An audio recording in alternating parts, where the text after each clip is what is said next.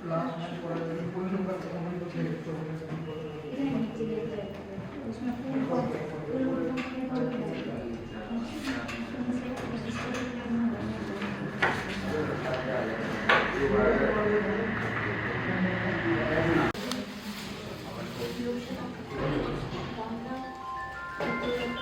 में 2 स्पीच हैं, एक चीफ गेस्ट की और एक photographer is ready. Good morning. Good morning. Good morning ma'am. सबसे पहले तिलक।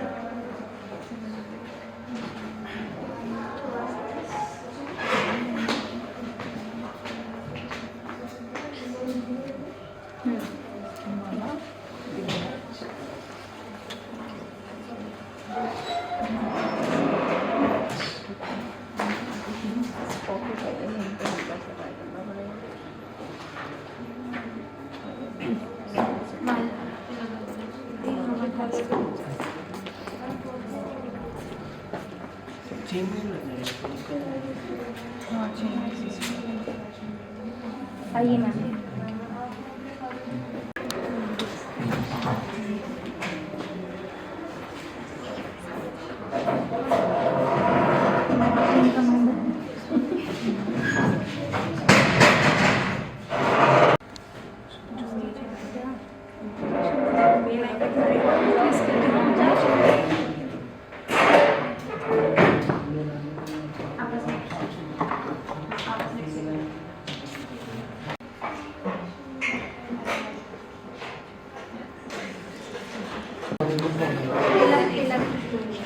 भाई साइड हो।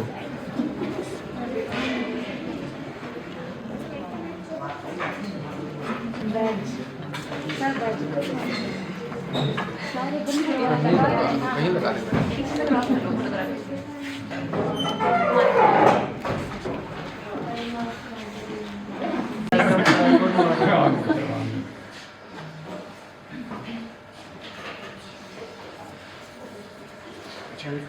Thank you.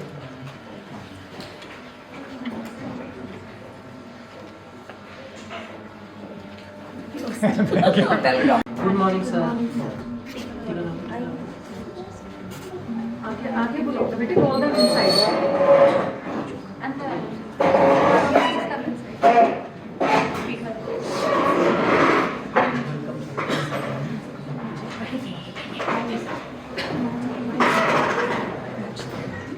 Ma'am side side बेटे थोड़ा सा let them come inside.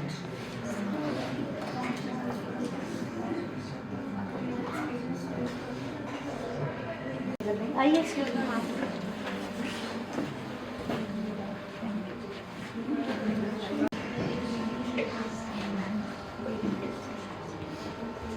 अच्छा मैम को बस नहीं रहा था।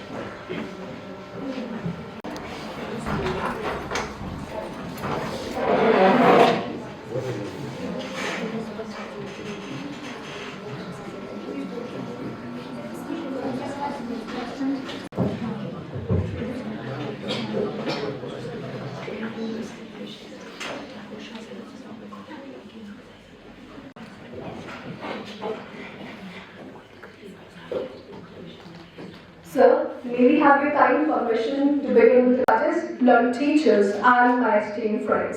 A very graceful, glorious, and good morning to you all. I am Margaret Chatar, and it is my proud privilege to be the voice of this occasion.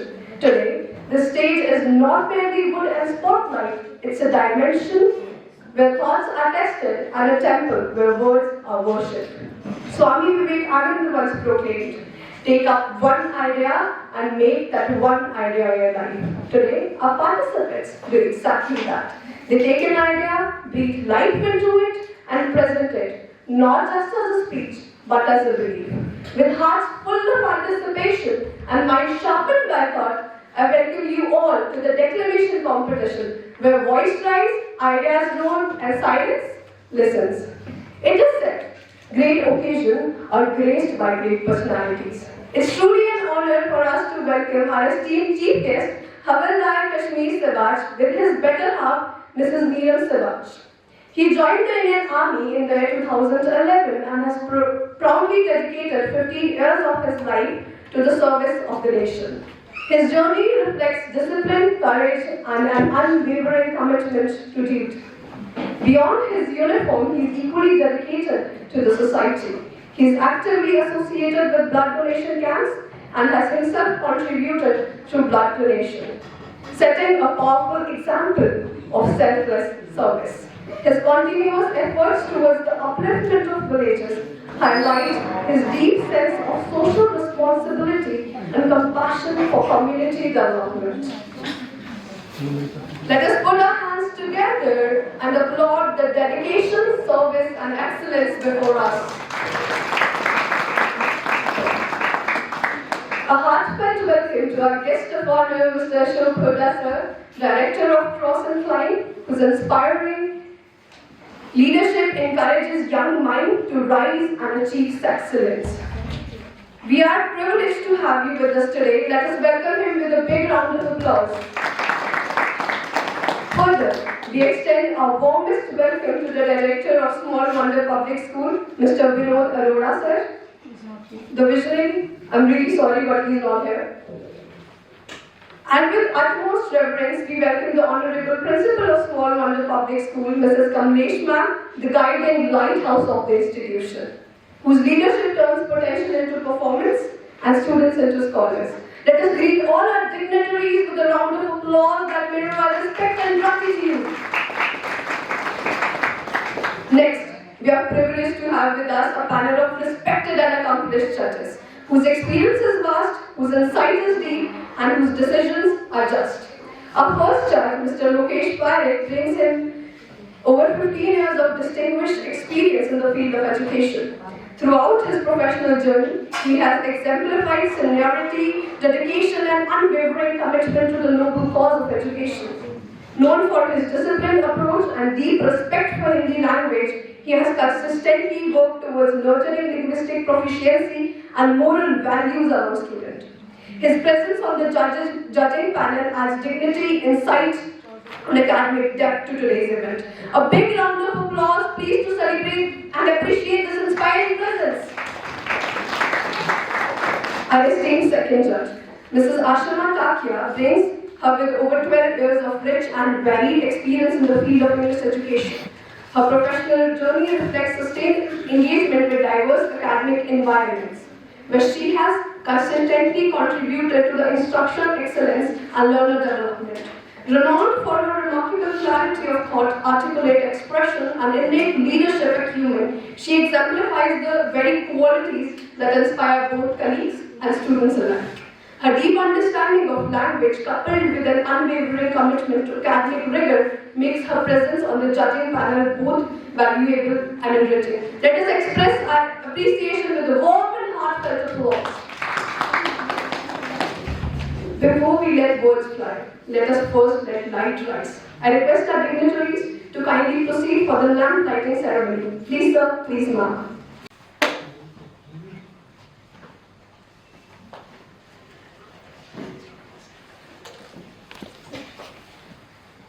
Ma'am आइए.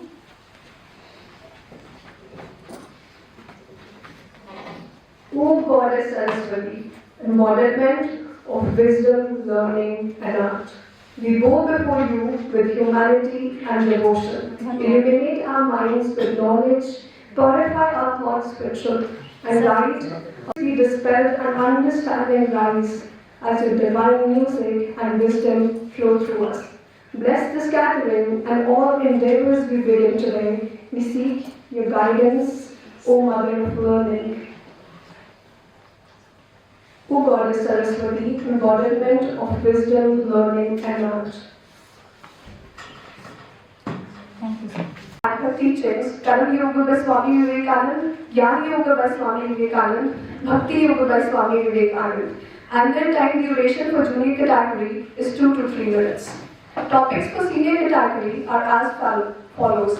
The strength of the nation lies in its youth, Swami Vivekananda's legacy, the relevance of Swami Vivekananda's thought in the today's world. The today's India stand compared to the Swami Vivekananda's dream. Role of Holy Mother Sri Sarada Devi in the life of Swami Vivekananda.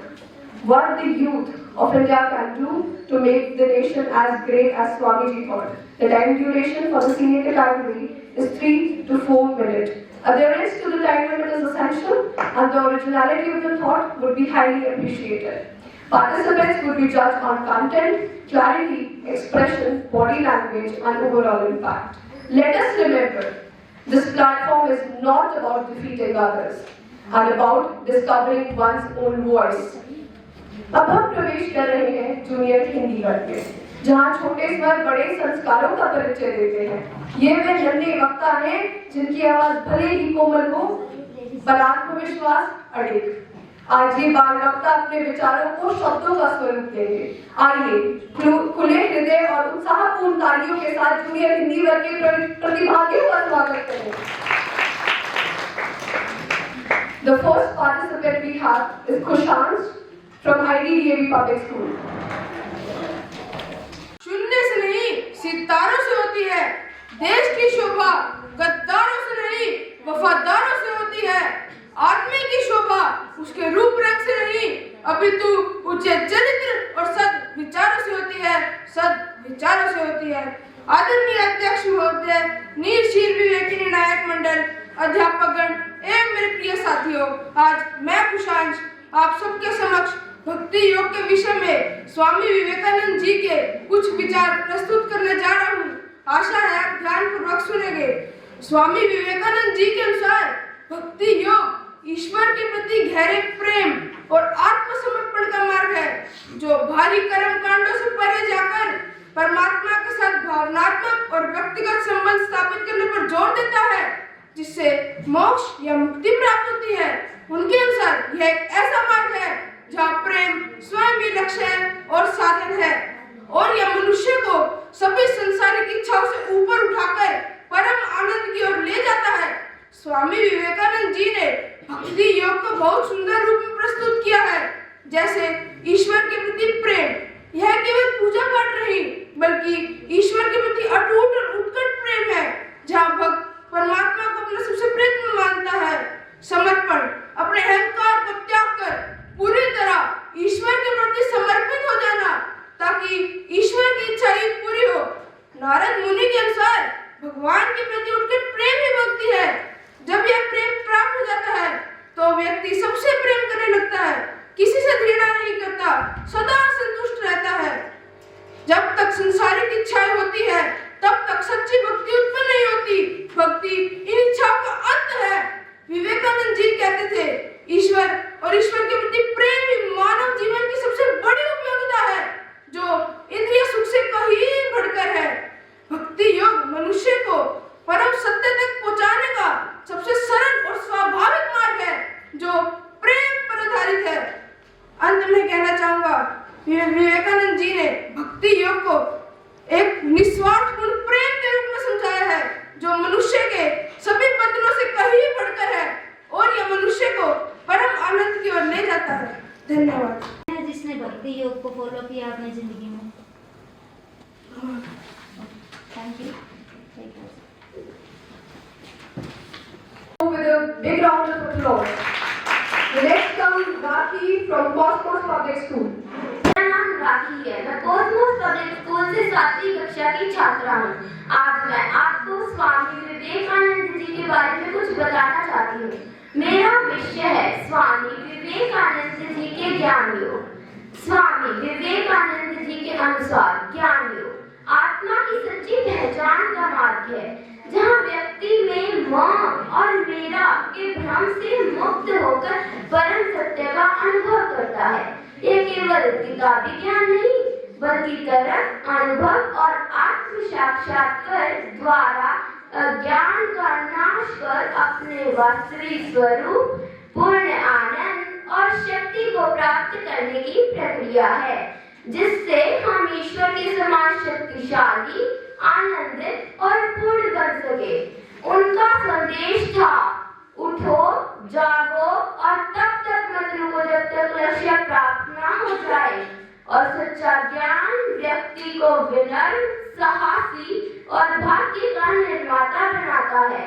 ज्ञान योग अज्ञान के अंधकार को मिटाकर आत्मा से साक्षात्कार और परम सत्य की अनुभूति का मार्ग है, जिसमें अद्वैत वेदांत के सिद्धांत शामिल है।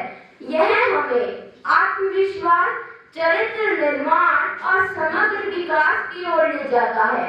इससे स्वयं के वास्तविक रूप को जाना जा सकता है। ज्ञान योग से व्यक्ति पूर्ण ज्ञान और स्वतंत्रता प्राप्त करता है। यह रास्ता बुद्धि और आत्मविश्लेषण पर जोर देता है, जो भक्ति और कर्मयोग से अलग है, पर इन सभी का अंतिम लक्ष्य एक ही है कि ज्ञान योग से ही आत्मा की सच्ची पहचान है। धन्यवाद। प्रतियोगिता के मुख्य अतिथि महोदय, निशील विवेकी निर्णायक मंडल एवं मेरे प्रिय साथियों, आज मैं अपने विचार स्वामी विवेकानंद जी के ज्ञान योग पर प्रस्तुत करने जा रही हूँ। स्वामी विवेकानंद जी भारत के एक महान संत थे। उन्होंने भारतीय वेदांत दर्शन को विश्व पटल पर स्थापित किया और मनुष्य को उसकी आंतरिक शक्ति से परिचित करवाया। वे कहते थे, उठो, जागो और तब तक मत रुको जब तक लक्ष्य की प्राप्ति न हो जाए। यह वाक्य केवल कर्म के लिए नहीं, बल्कि ज्ञान की खोज के लिए भी प्रेरित करता है।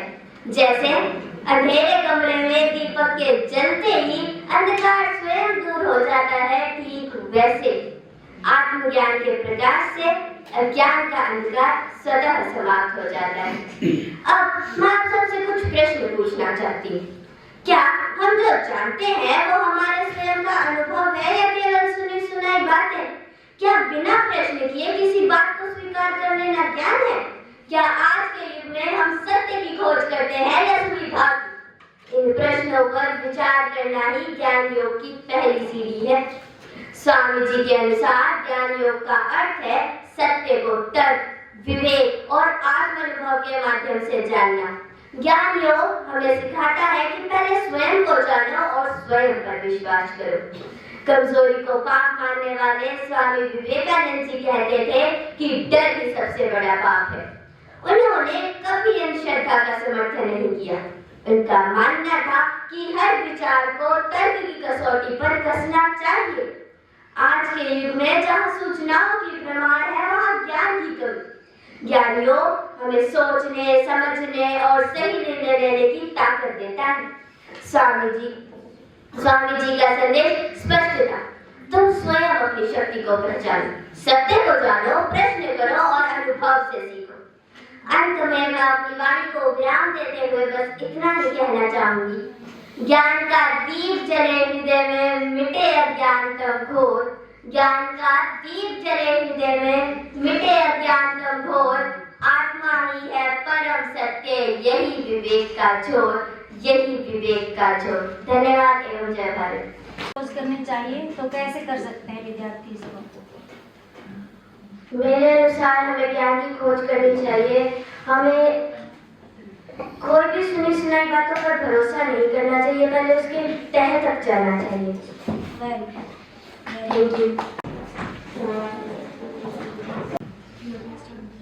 जब नारी केवल जन्म नहीं देती बल्कि संस्कार, करुणा व ज्ञान का स्वरूप बन जाती है, तब वह साधारण नारी नहीं रहती, वह मां शारदा देवी बन जाती है। आदरणीय मंचासीन अतिथिगण, सम्मानित शिक्षकगण व मेरे प्रिय साथियों, सादर अभिनंदन। आज मैं आप सभी के समक्ष एक ऐसी महान आत्मा की शिक्षा और आदर्शों को प्रस्तुत करने जा रही हूँ जो न केवल श्री रामकृष्ण परमहंस की सहधर्मिणी थी, बल्कि स्वामी विवेकानंद की गुरु माँ थी। जी हाँ, वह थी पवित्र माँ शारदा देवी। उनका मानना था कि सच्ची शिक्षा वही है जो मनुष्य को विनम्र बनाए। उनके अनुसार विनम्रता आवाज नहीं, आत्मा की भाषा। उनकी दृष्टि में हर व्यक्ति एक समान था, वे हर व्यक्ति में ईश्वर को देखती थी और उनका यही भाव उनकी सबसे बड़ी शिक्षा है। आज जब समाज जाति, धर्म या वर्ग में बढ़ रहा है, उनकी ये शिक्षा हमें मानवता को प्रथम स्थान देना सिखाती है। वे कहती थी, मेरे बच्चे तुम इतने बेचैन क्यों हो? जो तुम्हारे पास है उसी से संतुष्ट क्यों नहीं रहते? क्योंकि मनुष्य रूप धारण करने वाले परमेश्वर राम और कृष्ण भी मन और शरीर के कष्टों से बच नहीं सके, फिर हम तो साधारण मनुष्य हैं। माँ कहती थी कि निस्वार्थ सेवा ही सबसे बड़ी सेवा है। माँ शारदा देवी नारी को शक्ति, धैर्य और त्याग का प्रतीक मानती थी। उनके अनुसार नारी केवल सहनशील नहीं बल्कि समाज की दिशा बदलने वाली शक्ति है। आज जब शिक्षा अंकों, पदों और प्रतियोगिताओं तक सीमित होती जा रही है, माँ शारदा देवी हमें स्मरण कराती है कि ज्ञान का वास्तविक उद्देश्य केवल अच्छा इंसान बनना है। उनका जीवन हमें सिखाता है कि ज्ञान तभी सार्थक है जब इस समाज के कल्याण में उपयोगी हो। अंत में मैं माँ शारदा देवी की कुछ पंक्तियों के साथ अपनी वाणी को विराम देना चाहूंगी। शुद्ध मन ही सच्ची पूजा है, प्रेम करुणा क्षमा ही धर्म दूजा है। ज्ञान वही जो विनम्र बनाए, ज्ञान वही जो विनम्र बनाए, मानवता के लिए आदर्श बन जाए। जय माँ शारदा। तैयार किया, तो उनकी कौन सी बात आपको सबसे अच्छी लगी? सर्वप्रथम आपके प्रश्न के लिए धन्यवाद। मुझे उनकी ये बात बहुत अच्छी लगी कि वे हर एक व्यक्ति को समान दृष्टिकोण से देखती थी, क्योंकि आज जब समाज जाति, जैसे मैंने बोला मेरी भाषण में कि जब समाज जाति, धर्म या वर्ग में बंट रहा है, वे मानवता को प्रथम स्थान देना सिखाती थी। क्योंकि जाति, धर्म या वर्ग की वजह से आज भी जब कोई व्यक्ति मदद मांग रहा हो, अगर वो दूसरी जाति का या वर्ग का हो, तो फिर हम उसकी मदद नहीं करते। धन्यवाद। जंजीरें जिनसे जकड़े हैं पैर तुम्हारे, तोड़ो जंजीरें जिनसे जकड़े हैं पैर तुम्हारे, वे सोने की है तो क्या कसने में तुमको हारे। स्वामी जी के संन्यासी गीत के इस छोटे से अंश के साथ मैं जय माननीय निर्णायकगण, शिक्षकगण एवं मेरे प्रिय साथियों को सादर प्रणाम करती हूँ। यह गीत हमें बोध कराता है कि आज का मनुष्य अपने वास्तविक रूप से ही अनजान और माया में जकड़ा हुआ है। ज्ञान योग की यात्रा संसार से बाहर की नहीं, अभी तो अपने भीतर के सत्य को जानने की यात्रा है, जहाँ सत्य को देखा नहीं जाता बल्कि अनुभव किया जाता है। यदि एक मेज पर मोहरों की ढेरी रखी है और उसके पास ही एक बालक बैठा है, जरा सोचिए, तभी एक चोर उस थैली को उठा लेता है, तो क्या वह बालक ये समझेगा कि उस थैली की चोरी हो गई है? नहीं, वह ऐसा नहीं समझेगा, क्योंकि उसके मन में ऐसे विचार है ही नहीं। बस ऐसा ही बदलाव हमें लाना है, लेकिन इस बदलाव में जानते हैं सबसे बड़ी रुकावट क्या है? माया के भ्रम में पड़कर ही मनुष्य अपने यथार्थ स्वरूप को भूल जाता है। वास्तव में मनुष्य एक शरीर नहीं, एक शाश्वत आत्मा है। धीरे धीरे जब मनुष्य इस बात को समझने लगता है, तो उसे यह ज्ञात होता है कि ईश्वर कहीं बाहर नहीं, अपने भीतर ही स्थित है। अतः भ्रम और जगत अलग नहीं है। जो परम भ्रम आत्मा के रूप में है, वही बाहर भी दिखने लगता है। बस अंतर यही है कि बहिर्जगत को हम अपने नेत्रों से देखते हैं और अंतर जगत को हम अपने मन और भावनाओं से अनुभव करते हैं, जिसे उपनिषद में इस श्लोक द्वारा व्यक्त किया गया है, यदेवे तद्मूत्र यद्मूत्र तदन्वीः, यदेवे तद्मूत्र यद्मूत्र तदन्वीः, अर्थात जो कुछ यहाँ है वही वहाँ है, और जो कुछ वहाँ है वह यहाँ भी है। इसी नियम के साथ अनंत पूर्णता के सागर को ज्ञान योग कहते हैं। अब मैं अपनी वाणी को विराम देते हुए आप सबसे यही कहना चाहूंगी कि ज्ञान योग को इतने कम शब्दों में व्यक्त करना एक कठिन कार्य है। मैंने अपने सीमित विचारों के माध्यम से ज्ञान योग के मूल भाव को अभिव्यक्त करने का विनम्र प्रयास किया है। धन्यवाद। अपने लिए ये स्पीच रेडी कर रहे थे, तो आपने इसमें से क्या सीखा जो आप अपने जीवन में प्रयोग कर सकते हैं? मैंने ये सीखा कि हमें हर वस्तु में ब्रह्म दर्शन करना चाहिए, और हमें किसी को भी मतलब अलग नहीं समझना चाहिए। हमें सब में एक ईश्वर का रूप दिखना चाहिए। हमें ये समझना चाहिए कि ये सब जो कुछ भी है ये माया है, जो सच है वो आत्मा है। तो जो वहाँ है, यानी कि जो परलोक में है वही यही है। सब कुछ माया है जो हम देखते हैं। हमें अपने विचारों से मैंने जो सीखा वो ये था कि अगर हम हर वस्तु में ब्रह्म दर्शन करते हैं तो किसी वस्तु के आने या जाने से हमें दुख नहीं होता, ना ही हमारे अंदर भय की भावना होती है और ना ही हमें दुख का आभास होता है, जो कि हमें संतुष्टि देता है। मानवता की सेवा करो और अपने भीतर के दिव्य स्वरूप को जानो। जो व्यक्ति बिना किसी स्वार्थ के दूसरों की मदद करता है वो असल में खुद के लिए अच्छे का निर्माण कर रहा होता है। माननीय अध्यापकगण, निर्णायक मंडल, वे मेरे प्रिय सहपाठियों, आप सभी को मेरा सैन्य नमस्कार। आज मैं आप सभी के सामने रामकृष्ण मिशन के कुछ विचारों को रखना चाहती हूँ, जिसने भारत को केवल पहचान ही नहीं दी बल्कि आत्मगौरव और मानवता की सेवा का मार्ग भी दिखाया, जिसकी स्थापना स्वामी विवेकानंद जी ने की। मनुष्य को निरंतर भगवान का नाम जपना चाहिए, न सेवा ही नारायण सेवा। ऐसे ही विचारों वाले स्वामी विवेकानंद जी केवल एक महान विचारक नहीं थे, वे अपने गुरु श्री रामकृष्ण परमहंस जी के आदर्शों को जीवन पर उतारने वाले एक कर्म योगी भी थे। उनका विश्वास था कि मनुष्य की सेवा ही ईश्वर की सच्ची पूजा है। इसी विचार को व्यवहार में लाने के लिए उन्होंने रामकृष्ण मिशन की स्थापना की। रामकृष्ण मिशन का मूल मंत्र है शिव ज्ञान से जीव सेवा, अर्थात हर पीड़ित मनुष्य में ईश्वर को देखना और उसकी निस्वार्थ सेवा करना। रामकृष्ण मिशन ने ईश्वर को सिर्फ मंदिरों में नहीं बल्कि दुखी मानवता के बीच पाया और सेवा को ही साधन बना लिया। रामकृष्ण मिशन द्वारा शिक्षा के क्षेत्र में विद्यालय, महाविद्यालय और छात्रावास स्थापित किए गए ताकि गरीब और वंचित बच्चों को भी शिक्षा का अधिकार मिल सके। स्वास्थ्य के क्षेत्र में अस्पताल, निःशुल्क चिकित्सा शिविर निरंतर लगाए जाते हैं। जब भी देश पर कोई आपदा आती है, चाहे बाढ़ हो, भूकंप हो या कोई महामारी, रामकृष्ण मिशन बिना किसी भेदभाव से भोजन, दवा और आश्रय उपलब्ध कराता है। रामकृष्ण मिशन की सबसे बड़ी विशेषता यह है कि यह सेवा बिना किसी स्वार्थ, धर्म, जाति या वर्ग को देखकर नहीं, मानवता को देखकर करता है।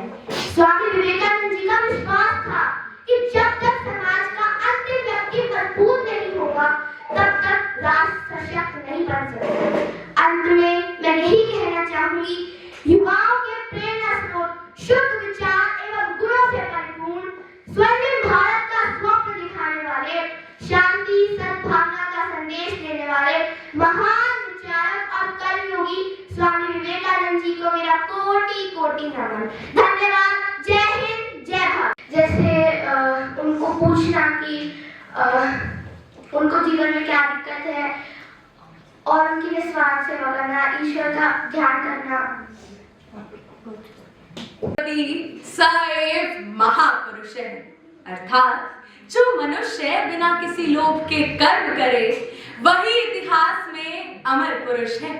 आदरणीय अध्यक्ष महोदय, सम्माननीय निर्णायक मंडल एवं उपस्थित श्रोतागण, आज मेरे वक्तव्य का विषय है स्वामी विवेकानंद जी द्वारा बताया गया कर्मयोग, जिसने सोए हुए भारत को जगाने का काम किया, जिसने युवाओं में आत्मविश्वास की ज्वाला को प्रज्वलित करने का साहस किया। ऐसे महान व्यक्तित्व स्वामी विवेकानंद जी के अनुसार कर्मयोग क्या है? स्वामी जी का मानना था कर्मयोग जीवन जीने की एक श्रेष्ठ कला है। कर्मयोग का अर्थ केवल कर्म करना नहीं बल्कि निस्वार्थ भाव से बिना किसी फल की आशा के कर्म करना है। आज का विद्यार्थी एक ऐसे युग में जी रहा है जहां जानकारी की कोई कमी नहीं है, लेकिन धैर्य, अनुशासन और दिशा की कमी अवश्य दिखाई देती है। ऐसे में कर्मयोग विद्यार्थियों के लिए एक प्रकाश स्तंभ बनकर सामने आता है। यदि आज के संदर्भ में देखें तो विद्यार्थी का कर्मयोग सबसे पहले ईमानदारी से अध्ययन करना, केवल परीक्षा में अच्छे अंक लाना नहीं बल्कि ज्ञान प्राप्त करना और समझ विकसित करना ही सच्चा कर्मयोग है। स्वामी जी का मानना था कि जो दूसरों के लिए जीते हैं वही वास्तव में जीवित है। यह कथन हमें सिखाता है कि सच्चा कर्म वही है जिससे समाज और मानवता का कल्याण हो। यदि आज के संदर्भ में देखें तो हर एक व्यक्ति धन, पद और सफलता के पीछे भाग रहा है। ऐसे में यदि एक शिक्षक केवल वेतन के लिए नहीं बल्कि राष्ट्र निर्माण के लिए पढ़ाए, एक नागरिक यदि केवल अपने लिए नहीं बल्कि समाज के लिए कार्य करे, तो वही कर्मयोग का सच्चा पालन करता है।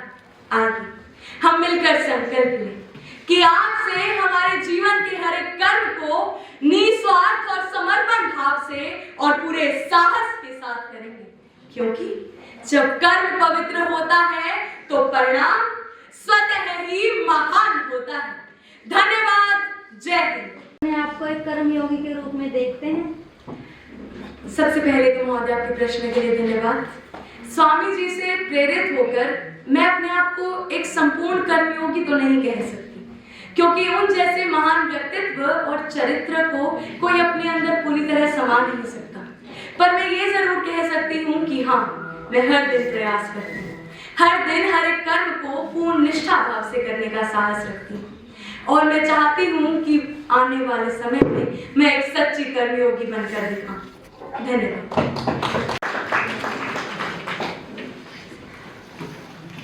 भीतर देखो, बाहर नहीं, ज्ञान योग का सार है।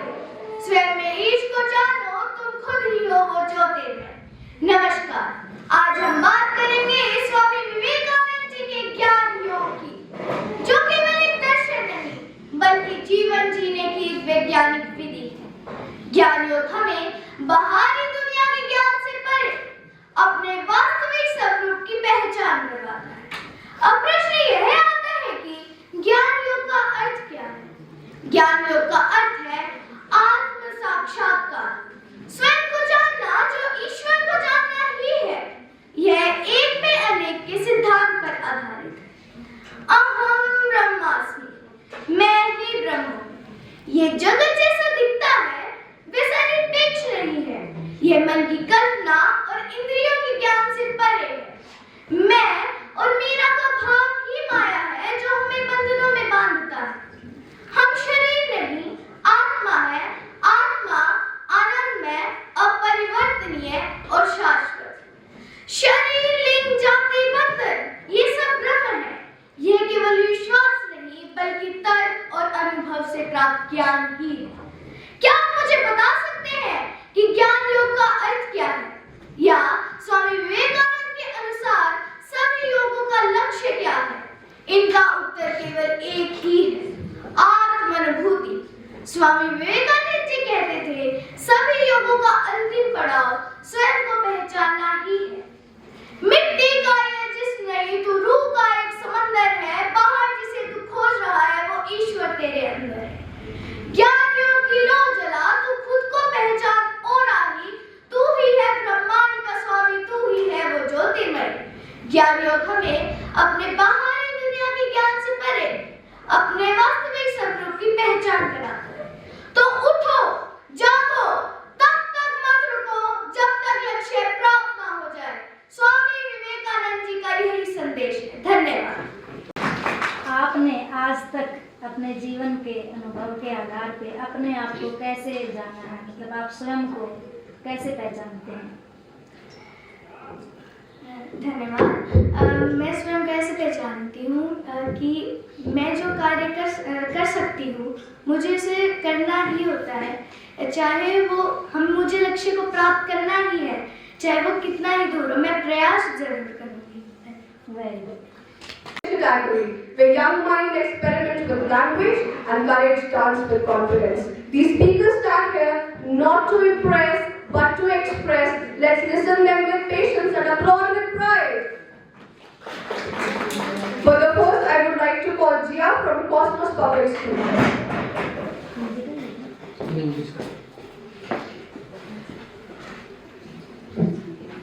Good morning everyone, my class is in Cosmos Public School and I am standing here to deliver a speech on Bhakti Yoga by Swami Vivekananda. Swami Vivekananda teaching on Bhakti Yoga, the path of devotion, are centered on the idea that love is the highest and the most natural way to reach the divine.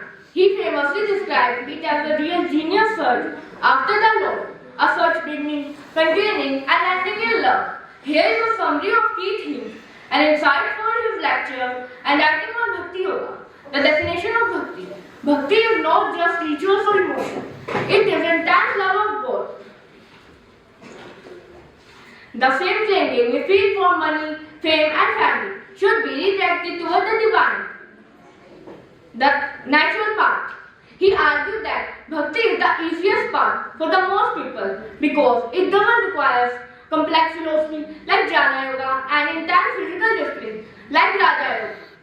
The transformation of desire. Instead of supervising a desire, Bhakti teaches us to transfer that.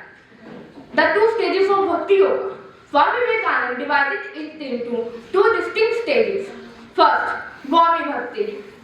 It is the kindergarten for religions. It includes family, rituals, temples and ceremonies.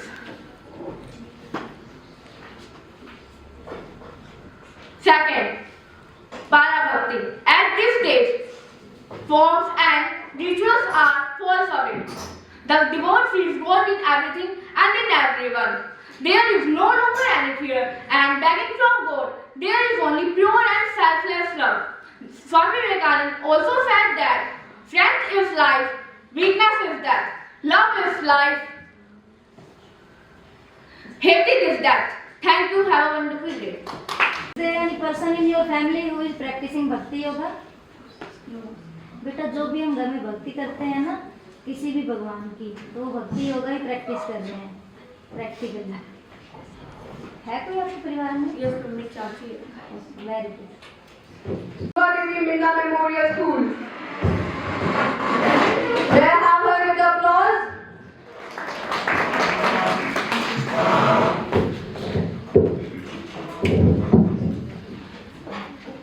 Our karma determines what we deserve and what we can assimilate. We are responsible for what we are and whatever we wish ourselves to be. We have the power to make ourselves. Greetings of the day, ladies and gentlemen. Today, I stand here to air my views on the topic Karma Yoga, as envisioned by the Lion of Vedanta, Swami Vivekananda. Swamiji emphasized two core principles that define a true Karma Yogi. One, who works for work's sake. A Karma Yogi works because it is his nature to do good, just as the nature of the sun is to shine. One of the most profound examples is Mahatma Gandhi. Gandhiji's daily work, whether it was spinning yarn on the charkha, cleaning, carpenter living spaces, or leading a massive non-violent movement, was done with total detachment from personal gain. Swami Vivekananda. Swamiji emphasized the second principle known as no attachment. He used yet the beautiful analogy of the lotus leaf. Though the lotus grows in the water never wets its petal. Similarly, in the world of all our heart, never let the bubble of success or failure stick to our soul. Another modern life example is Sir M. Vishweshwarya, a legendary Indian engineer. It is said that he used two candles, one provided by the government for official work and another his private candles for personal reading. This level of meticulousness in duty is a very definition of a Karma Yogi. In our modern age of hustle culture and burnout, Karma Yoga is the ultimate remedy. It teaches us that no work is low, whether you are cleaning a floor or leading a nation. If done with the spirit of selflessness, it is a prayer. In the end, I would like to say, let's remember Swamiji's clarion call. Arise, awake, and stop not till the goal is reached. This is the secret of work. This is the essence of Karma. Thank you. Your question is, can you keep APJ Abdul Kalam ji in the category of a Karma Yogi? Yes, ma'am. Can you put APJ Abdul Kalam in the category of a Karma Yogi? Yes, ma'am. How? Ma'am, he did all his work with a spirit of selflessness. He always worked for his country with a spirit of selflessness, like a person don't think for himself and work for others. He always worked for the world. Very good. Distinguished dignitaries, sagacious judges, and cherished colleagues and delegates, greetings on this propitious National Youth Day 2026. Let Swami Vivekananda's clarion call awaken us all.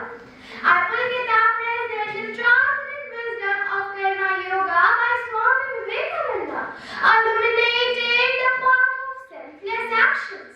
In the Vivekananda school of thought, what forged his character as Karma's crucible. The only way to come out of bondage is to go beyond Karma itself, where a mere reaction purifies the soul, transmuting selfish impulses into spiritual sovereignty, where every deed echoes eternal dharma. Karma Yoga's ideal left service to divine hands. Every action becomes an act of worship. This manifests as Nishikama Karma, action devoid of desires for fruits. Laborers, teachers, warriors, alike become instruments of divine. Their animals an energy that dissolves ego and kindles universal love. He teaches that true renunciation is not running from work or being lazy. Instead, do your duties with full energy, but let go the cravings of results or getting emotionally attached to them. Thus, converting tedious drudgery into celestial bliss and chains of bondage into infinite liberation. Labors ceaselessly, yet surrender every fruit of your toil to the divine. That alone is the essence of Karma Yoga, proclaims Swamiji with thunderous conviction. Selfless actions honors divine in every being, light laying the path to moksha through devoted duties. Work on, the reward will come by itself. Your work will be the reward. Such wisdom comes from Swami Vivekananda. Furthermore, true work demands equanimity, and its success or failure. He who works with a steady, fearless eyes will reap sure success. The psychology fosters resilience karma as yoga, balancing the triumphant tribulation and serene mastery. Finally, Karma Yoga unites humanity in cosmic harmony. Fellow aspirants, embrace Vivekananda's Karma Yoga. Arise, act, and attain. Thank you all the precious and revered souls present today for igniting this timeless flame of wisdom with me. Thank you. Do you practice selfless service in your life or selfless work in your life? How? First of all, I'd like to appreciate your question, ma'am. The answer is yes. I practice selfless actions in my daily life by studying with hard work and dedication and helping my classmates, respecting my teachers, and that is my answer. Thank you. Let us have a heartfelt applause. Next comes Arsha from Wisdom School. Atmanomokshartham Jagat Hitaya Cha. Respected dignitaries and friends, today I, Arsha, stand here with this thought that captures the essence of the Ramakrishna mission, founded by Sri Ramakrishna and brought to life by Swami Vivekananda, where serving humanity is regarded as serving the divine itself. This mission stands on a profound yet simple truth. Jiva is Shiva. To serve a living being is to serve God. Sri Ramakrishna taught that God is not confined to rich words or idols alone. He breathes in every living being. Swami Vivekananda, a man who did not merely speak of spirituality but lived it through action, took this philosophy out of the meditation room and placed it into the real world, into villages, schools, hospitals and relief camps. At a time when spirituality often meant withdrawal from society, Vivekananda dared to ask a bold question. How can we worship God while ignoring His living images, the poor, the sick and the suffering? Thus was born the Ramakrishna Mission, not as an institution of charity, but as a movement of selfless service. This mission does not discriminate. It does not ask about caste, creed, or religion. It sees only one identity: humanity. Whether it is educating a child, nursing the sick, feeding the hungry, or rebuilding lives after natural disasters, this mission works silently, tirelessly, and without any expectations of reward. Swami Vivekananda once said, "They alone live who live for others." These words are not carved in stones. They are lived by the monks and volunteers of the Ramakrishna Mission every single day. When you walk out of this hall today, carry this one thing with you. Not a quote, not a slogan, but one act of kindness. Because even if one life is touched by compassion, the message of the Ramakrishna Mission will continue speaking long after my voice fades.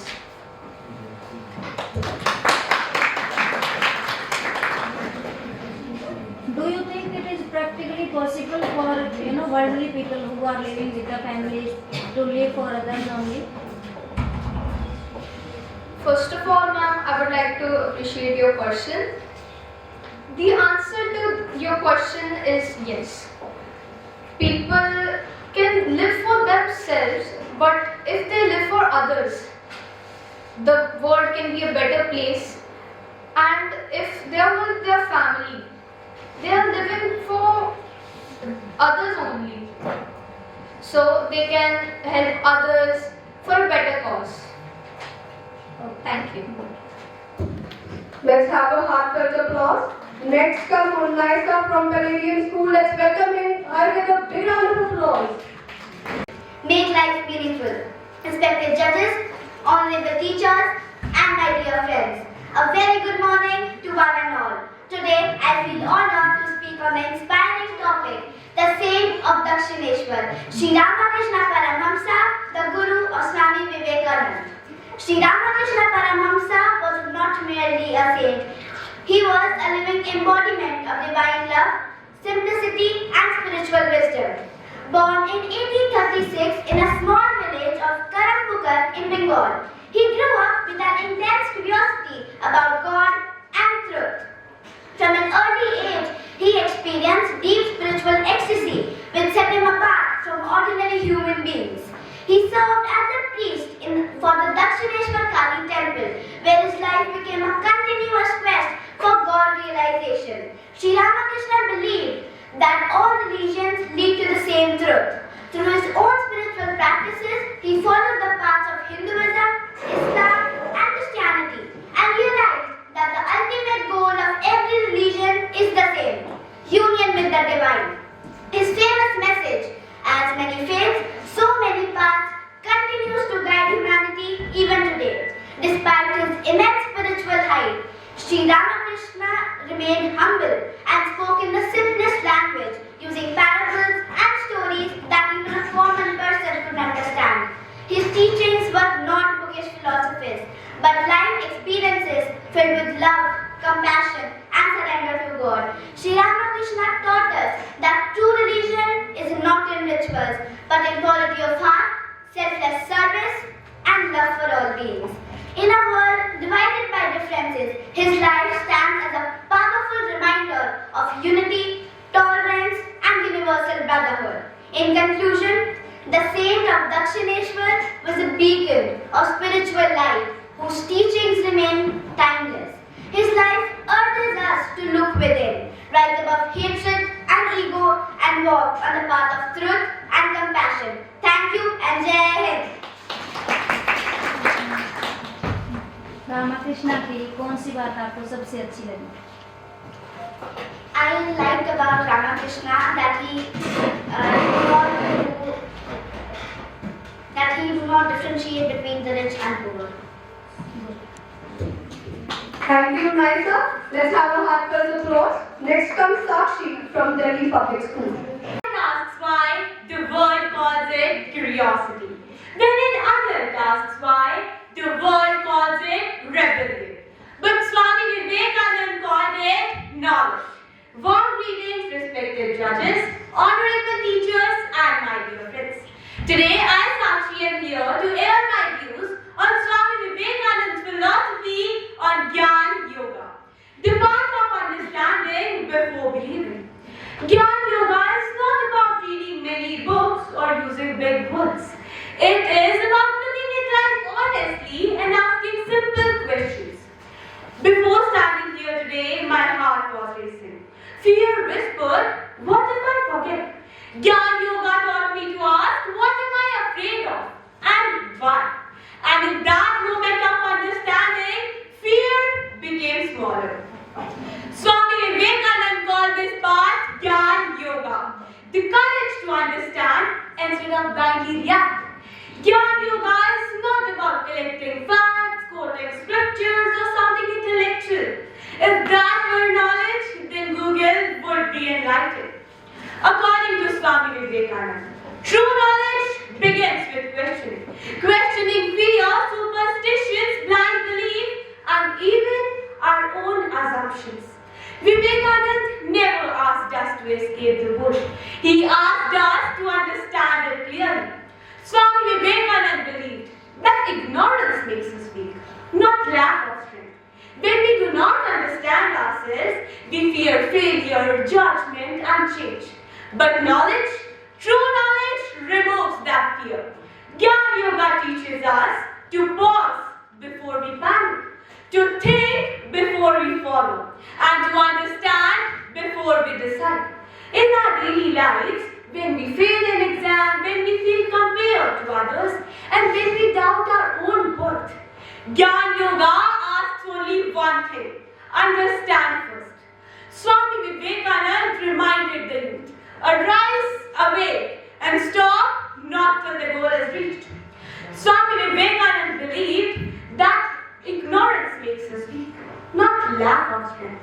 Now, let me end with a simple thought. Swami Vivekananda did not want blind followers, he wanted awake minds. Because when knowledge lights the lamp within us, even ordinary lives begin to shine. Thank you.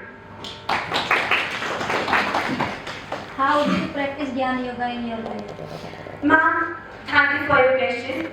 And for practicing Gyan Yoga in my life, when I'm stuck in any situation, I understand it first. I analyze it before taking a reaction. I understand what the situation is and what the reaction do I have to take so that I don't make another problem in that. Thank you.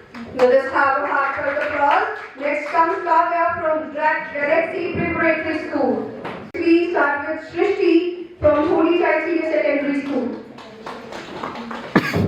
Ashley, a woman who never stood on a podium, never wrote a book. She spent her days in a tiny windowless rooms, peeling vegetables and sweeping floors.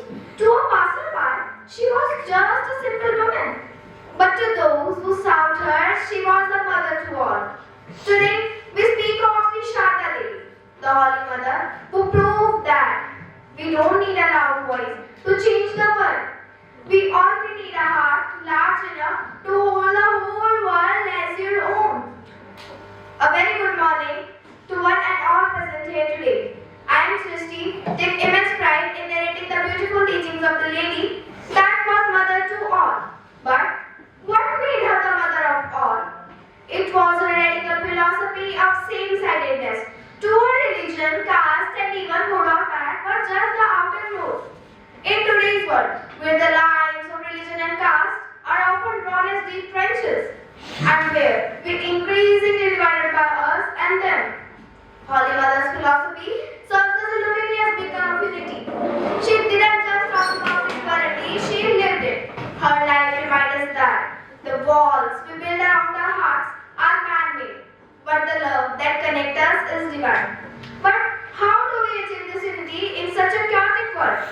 Holy Mother gave us a practical key to peace that is relevant in an age of social media and fast-paced world, as it was in villages of Bengal. She taught us that peace is an inside job. If you want peace of mind, do not find fault in others, rather see your own faults. This wasn't just a moral lesson, it was a profound psychological truth. Mother believed that when we focus on the flaws of others, we fill our own heart with the very negativity we claim to hate. By looking inwards instead of outwards, we stop being victims of our own environment and become the masters of our own happiness. Just as the earth quietly bears everything, the heavy rain, the scorching sun, and the footsteps of millions. Mother showed us that true strength lies in a quiet patient heart. Today, as we remember Sri Sharda Devi, let us not just admire her as a saint on a pedestal. Let us carry her beacon of peace into our own hearts. Let us try, even for just one day, to look at a stranger and see a friend. Let us carry a piece of Mother Sharda into our own hearts. Let us try to implement what she taught us, the ability to love the whole world as your own, and teach this to our upcoming generations. Thank you. Do you think that teachings of Srimati Sarda Devi are really relevant in present day life, which can be used in our daily life?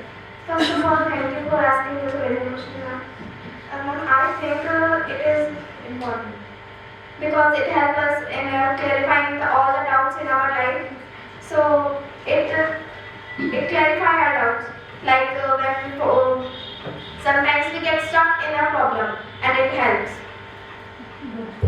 Let's have a heartfelt applause. अब हम पहुंच चुके हैं वरिष्ठ हिंदी वर्ग पे, जहां भाषा केवल संवाद नहीं बल्कि संस्कार, संघर्ष और संकल्प बन जाती है। यह वह मंच है जहां शब्द तलवार नहीं पर धार रखते हैं। यह वाणी मधुर नहीं पर मामृत होती है। अपनी वाणी की शक्ति से विचारों को जीवित करेंगे, प्रश्न उठाएंगे और उत्तर छोड़ जाएंगे हम सबके अंतर्मन में। तो आइए एकाग्रता, गंभीरता और सम्मान के साथ वरिष्ठ हिंदी वर्ग के प्रतिभागियों को सुने। With this, we will begin with our first participant, Nancy from Cosmos Public School. प्रभात, आदरणीय निर्णायक मंडल, सम्मानित शिक्षकगण एवं मेरे प्रिय साथियों, मैं Nancy Cosmos public school Hisar की तरफ से आज आप सभी के समक्ष आज के विश्व में स्वामी विवेकानंद के विचारों की प्रासंगिकता पर अपने विचार प्रस्तुत करना चाहूंगी।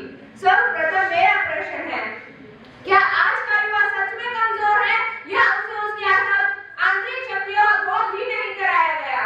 इस प्रश्न का उत्तर हमें स्वामी विवेकानंद के विचारों से मिलता है। स्वामी जी भारत के ही नहीं, स्वामी विवेकानंद केवल भारत के ही नहीं अपितु पूरे विश्व के मार्गदर्शक थे। उनका ओजस्वी संदेश उठो, जागो और तब तक मत रुको जब तक लक्ष्य की प्राप्ति न हो जाए आज के युवाओं के लिए किसी मंत्र से कम नहीं। साथियों, आज का युवा साधनों से संपन्न है। साथियों, आज का युवा साधनों से संपन्न है पर दिशा की खोज में वह भीड़ में तो है पर स्वयं से दूर।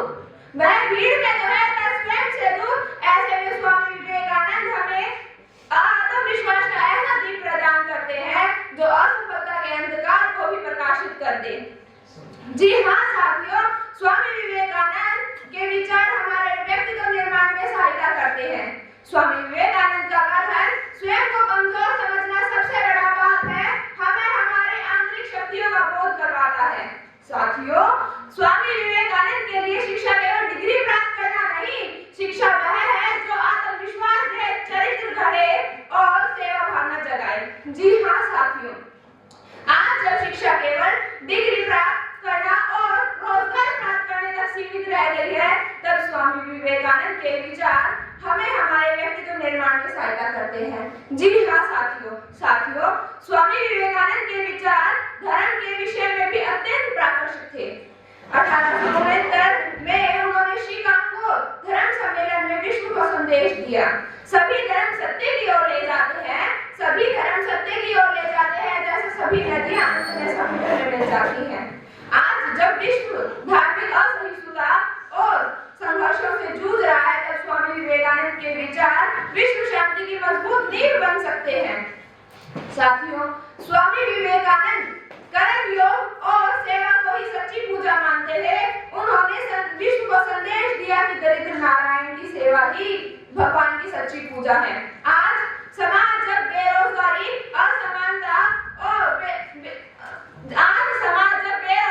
असमानता जैसी समस्याओं से जूझ रहा है, तब स्वामी विवेकानंद के विचार हमारे अंदर सेवा भावना जगाते हैं जो भी समाज का कल्याण कर सकती है। साथियों,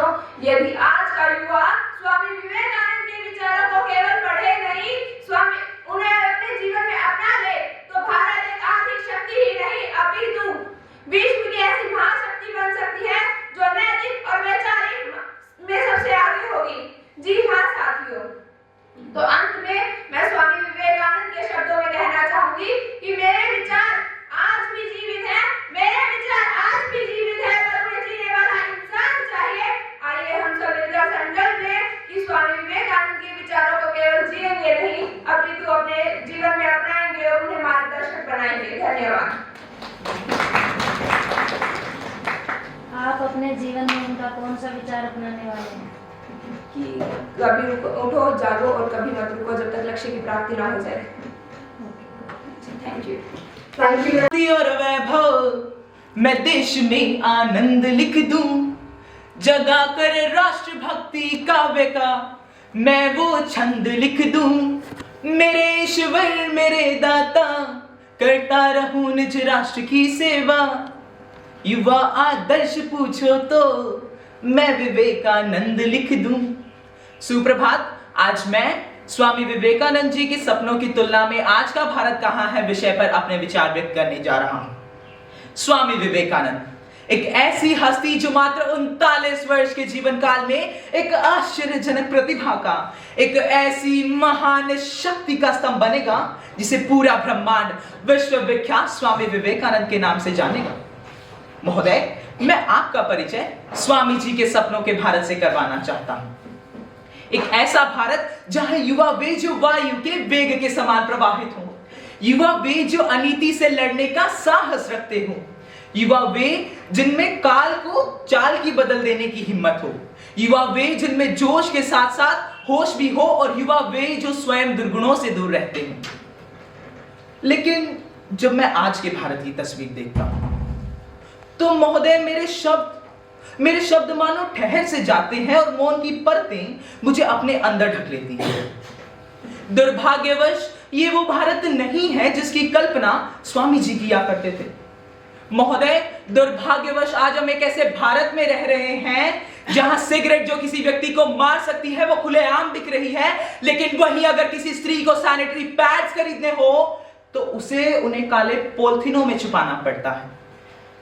महोदय, आज 78 वर्ष हो चुके हैं गोरे लोगों को हमारा देश छोड़े, लेकिन आज भी हम उस हीन भावना में जी रहे हैं जहां हम अपने चेहरे को सफेद करने वाली क्रीम्स लगा रहे हैं जो न केवल हमारा चेहरा अपितु हमारी शिक्षा, हमारी संस्कृति, हमारी सभ्यता और हमारी मानवता को भी सफेद करती जा रही है। महोदय, मुझे खेद होता है ये कहते हुए कि मैं एक ऐसे भारत से आता हूं जहां सर्वाधिक युवा होने के बावजूद हम 75 वर्षीय नेताओं को सुनते हैं। महोदय, मुझे खेद होता है ये कहते हुए कि मैं एक ऐसे भारत से आता हूं जहां मैदानों में कचरा देखने को मिल रहा है और कचरे के ढेर में बच्चा। महोदय, मुझे खेद होता है ये कहते हुए कि मैं एक ऐसे भारत से आता हूं जहां पिज्जा तो गर्म मिल रहा है लेकिन मानव की संवेदनाएं ठंडी। मान्यवर, जब भारत के बारे में सोचता हूं तो मन में ख्याल आता है कि तकनीक जानने वाला युवा अब्दुल कलाम बने, IIT NIT से पढ़ने वाला छात्र नासा के लिए नहीं अपितु इसरो के लिए काम करे, यदि कोई हेमा दास दौड़कर नारी सशक्तिकरण का उदाहरण देते हुए स्वर्ण पदक जीते तो वो भारत के लिए जीते। हमारे गांव का युवा आगे आए और देश हित में नीरज चोपड़ा की तरह भाला फेंके। स्वामी जी कहते थे, जो युवा दौड़ सकता है वो दौड़े, जो चल सकता है वो चले और जो रेंग सकता है वो रेंगे, लेकिन युवा अपने कर्तव्य का निर्वहन अवश्य करें। तो अंत में अपनी वाणी को विराम देते हुए बस यही कहना चाहता हूं कि उठो जवान देश के वसुंधरा पुकारती, उठो जवान देश के वसुंधरा पुकारती, ये देश है पुकारता पुकारती मां भारती। धन्यवाद। आपके विचार से स्टूडेंट्स को क्या करना चाहिए जिससे कि हम भारत को वैसा बना सकें जैसा कि विवेकानंद जी ने अपने सपनों में देखा? धन्यवाद आपके प्रश्न के लिए मान। मेरे हिसाब से आज के युवा को जो सबसे जरूरी चीज है वो अपने अंदर लाने की जो सबसे जरूरी चीज है वो ये है कि खुद में विश्वास करना। आज हम एक ऐसे युग में जी रहे हैं जहां सोशल मीडिया हमारे दिन प्रतिदिन के जीवन को बहुत ज्यादा प्रभावित कर रही है, जो हमारे युवा को खुद में विश्वास करने से रोक रहा है। तो मैं युवाओं को ये कहना चाहता हूं कि आप अपने अंदर विश्वास कीजिए, आप अपने ऊपर विश्वास करिए, ये मानिए कि आप दुनिया में सबसे अलग हैं और वही आपकी ताकत है। धन्यवाद। What a truly inspiring speech, Rajan. Let's clap for his confidence. Next comes Vaibhavi from Small Wonder Public School. शुरुआत करने के लिए किसी का महान होना जरूरी नहीं, लेकिन महान बनने के लिए शुरुआत करना जरूरी है। हर साल 12 जनवरी को हम स्वामी विवेकानंद जी की जयंती मनाते हैं, जिसे हम राष्ट्रीय युवा दिवस के रूप में भी जानते हैं। यह दिन खास तौर से युवा शक्ति को समर्पित है। सुप्रभात आदरणीय नीर शीर विवेक की निर्णायक मंडल, सभा में उपस्थित शिक्षकगण व मेरे प्रिय साथियों, आज मैं स्वामी विवेकानंद जी की इस जयंती के उपलक्ष्य में आज का भारतीय युवा भारत को वैसा महान बनाने के लिए क्या कर सकता है जैसा स्वामी जी ने सोचा था, इस विषय पर अपने विचार व्यक्त करना चाहती हूँ। स्वामी विवेकानंद ने एक ऐसे भारत की कल्पना की थी जो न केवल भौतिक प्रगति का बल्कि आध्यात्मिक चेतना, नैतिक दृढ़ता एवं बौद्धिक उत्कर्ष से परिपूर्ण राष्ट्र का था। उनका मानना था कि किसी भी राष्ट्र का वास्तविक उत्थान उसके युवाओं के माध्यम से ही संभव है। आज का युवा ऊर्जा, उत्साह, नवाचार और नए विचारों का प्रतीक है। शिक्षा, विज्ञान, तकनीक, खेल, कृषि, उद्योग और स्टार्टअप्स जैसे क्षेत्रों में भी आज का युवा अपनी प्रतिभा का लोहा मनवा रहा है। आत्मनिर्भर भारत और डिजिटल इंडिया जैसे क्षेत्रों में भी आज का युवा अपनी सक्रिय भागीदारी सुनिश्चित कर रहा है। स्वामी विवेकानंद जी ने एक बार कहा था, मेरे कार्यकर्ता युवा पीढ़ी से आएंगे और आकर सिंहों की भांति समस्याओं का समाधान करेंगे। वाकई उन्होंने भारत के युवाओं के लिए जो कहा है, जो सोचा है, यदि आज वे सशरीर हमारे बीच मौजूद होते तो 21वीं सदी के इन भारतीय युवाओं की सक्रिय शक्ति को देखकर, उनके प्रयासों को देखकर अवश्य भारत में नया बीज बो देते, नया आत्मविश्वास भर देते। आज का युवा केवल नौकरी ढूंढने वाला नहीं, नौकरी देने वाला बन रहा है। साथ ही पर्यावरण संरक्षण, सामाजिक सुधार और स्वच्छता अभियान जैसे क्षेत्रों में भी बढ़ चढ़कर भाग ले रहा है। राष्ट्र सेवा में भी महोदय अपने साहस और बलिदान के दम पर देश की सीमाओं की रक्षा कर रहा है। यही नहीं, लोकतंत्र में अपनी सक्रिय भूमिका सुनिश्चित करके देश को सही दिशा दिखा रहा है। उस समय नरेंद्रनाथ दत्त जी ने एक सपना देखा था, मेरा भारत आने वाले 100 वर्षों में विश्व गुरु बनेगा और मेरे भारत की माता वैभव से परिपूर्ण होगी। और उसी दिशा में कार्य कर रहे हैं हमारे माननीय प्रधानमंत्री श्री नरेंद्र मोदी जी।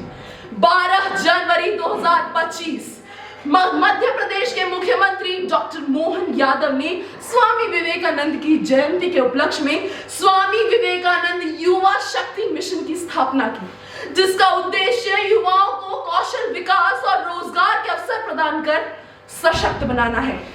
केवल एक काम जो आज के युवाओं को करने की जरूरत है, वो है अविस्मृति, निराशा और निष्क्रियता जैसे कार्यक्रमों को त्यागना। अंत में अपनी वाणी को विराम देने से पूर्व कुछ कहना चाहूंगी। युवा शक्ति ही राष्ट्र की नींव है और यदि युवा सशक्त होंगे तो राष्ट्र स्वतः ही प्रगतिशील होगा। और इसी के साथ मैं अपनी वाणी को विराम देना चाहूंगी। धन्यवाद। आप किस प्रकार के युवा के रूप में अपने आप को देखते हैं? मैं एक ऐसे युवा के सर्वप्रथम आपके प्रश्न के लिए धन्यवाद। जैसा स्वामी जी ने कहा है कि युवा वही है जिसके हाथों में शक्ति, पैरों में ताकत, हृदय में ऊर्जा और आंखों में सपने हो। मैं उसी तरह का युवा अपने आप को भविष्य में देखना चाहूंगी। धन्यवाद। होता है तो वह अपने युवाओं की ओर देखता है, और जब भारत अपने युवा की शक्ति को पहचानना चाहता है तो बस एक ही नाम सबसे पहले सामने आता है, स्वामी विवेकानंद। सुप्रभात। आज मैं इन्हीं महान व्यक्तित्व के विचार आप सबके सामने प्रस्तुत करने जा रही हूँ, जो केवल शब्द नहीं बल्कि जीवन को दिशा देने वाली मशाल है। वे मानते थे कि युवा राष्ट्र की रीढ़ है। उनके अनुसार हर युवा में अपार शक्ति, बुद्धि और क्षमता छिपी है। आवश्यकता है तो केवल स्वयं पर विश्वास करने की। वे कहते थे कि देश का निर्माण मंदिरों से नहीं बल्कि मजबूत चरित्र वाले युवाओं से होता है। युवाओं में अपार शक्ति और संभावनाएं देखने वाले स्वामी विवेकानंद ने उन्हें प्रेरित करते हुए कहा, हे मेरे युवक बंधु, तुम बलवान बनो। यही तुम्हारे लिए मेरा उपदेश है। तुम्हारी आत्मा में शक्ति है, उसे पहचानो। तुम असीम, अमर, अनादि दासी आत्मा हो। दास होना तुम्हें शोभा नहीं देता। मैं तुम्हें फिर याद दिलाता हूँ, कर्मण्येवाधिकारस्ते मा फलेषु कदाचन, अर्थात तुम्हें कर्म का अधिकार है पर फल का नहीं। चट्टान की तरह निडर रहो, यह विश्वास रखो कि महान कार्य करने के लिए तुम सबका जन्म हुआ है। उठ खड़े हो जाओ और देश के एक छोर से दूसरे छोर तक सर्वत्र उद्धार, सेवा और सामाजिक उत्थान का प्रचार करते हुए विचरण करो। एक और हनुमान जी के जैसा सेवा भाव और दूसरी ओर त्रिलोक्य को भयभीत कर देने वाला विक्रम सिद्ध होना हो तो प्रबल वसाएं चाहिए, मन का अपरिमित बल चाहिए। मैं चुल्लू से समुद्र पी जाऊंगा, मेरी इच्छा मात्र से पर्वत चूर चूर हो जाएगा। इस प्रकार का तेज, इस प्रकार का दृढ़ संकल्प लेकर कठोर साधना करो। डरो मत, साहसी बनो। तुम्हारे पास जो कुछ भी है उसके लिए आभार व्यक्त करो। महाक्रांति का रचो आधार, आशंकाओं को करो निराधार।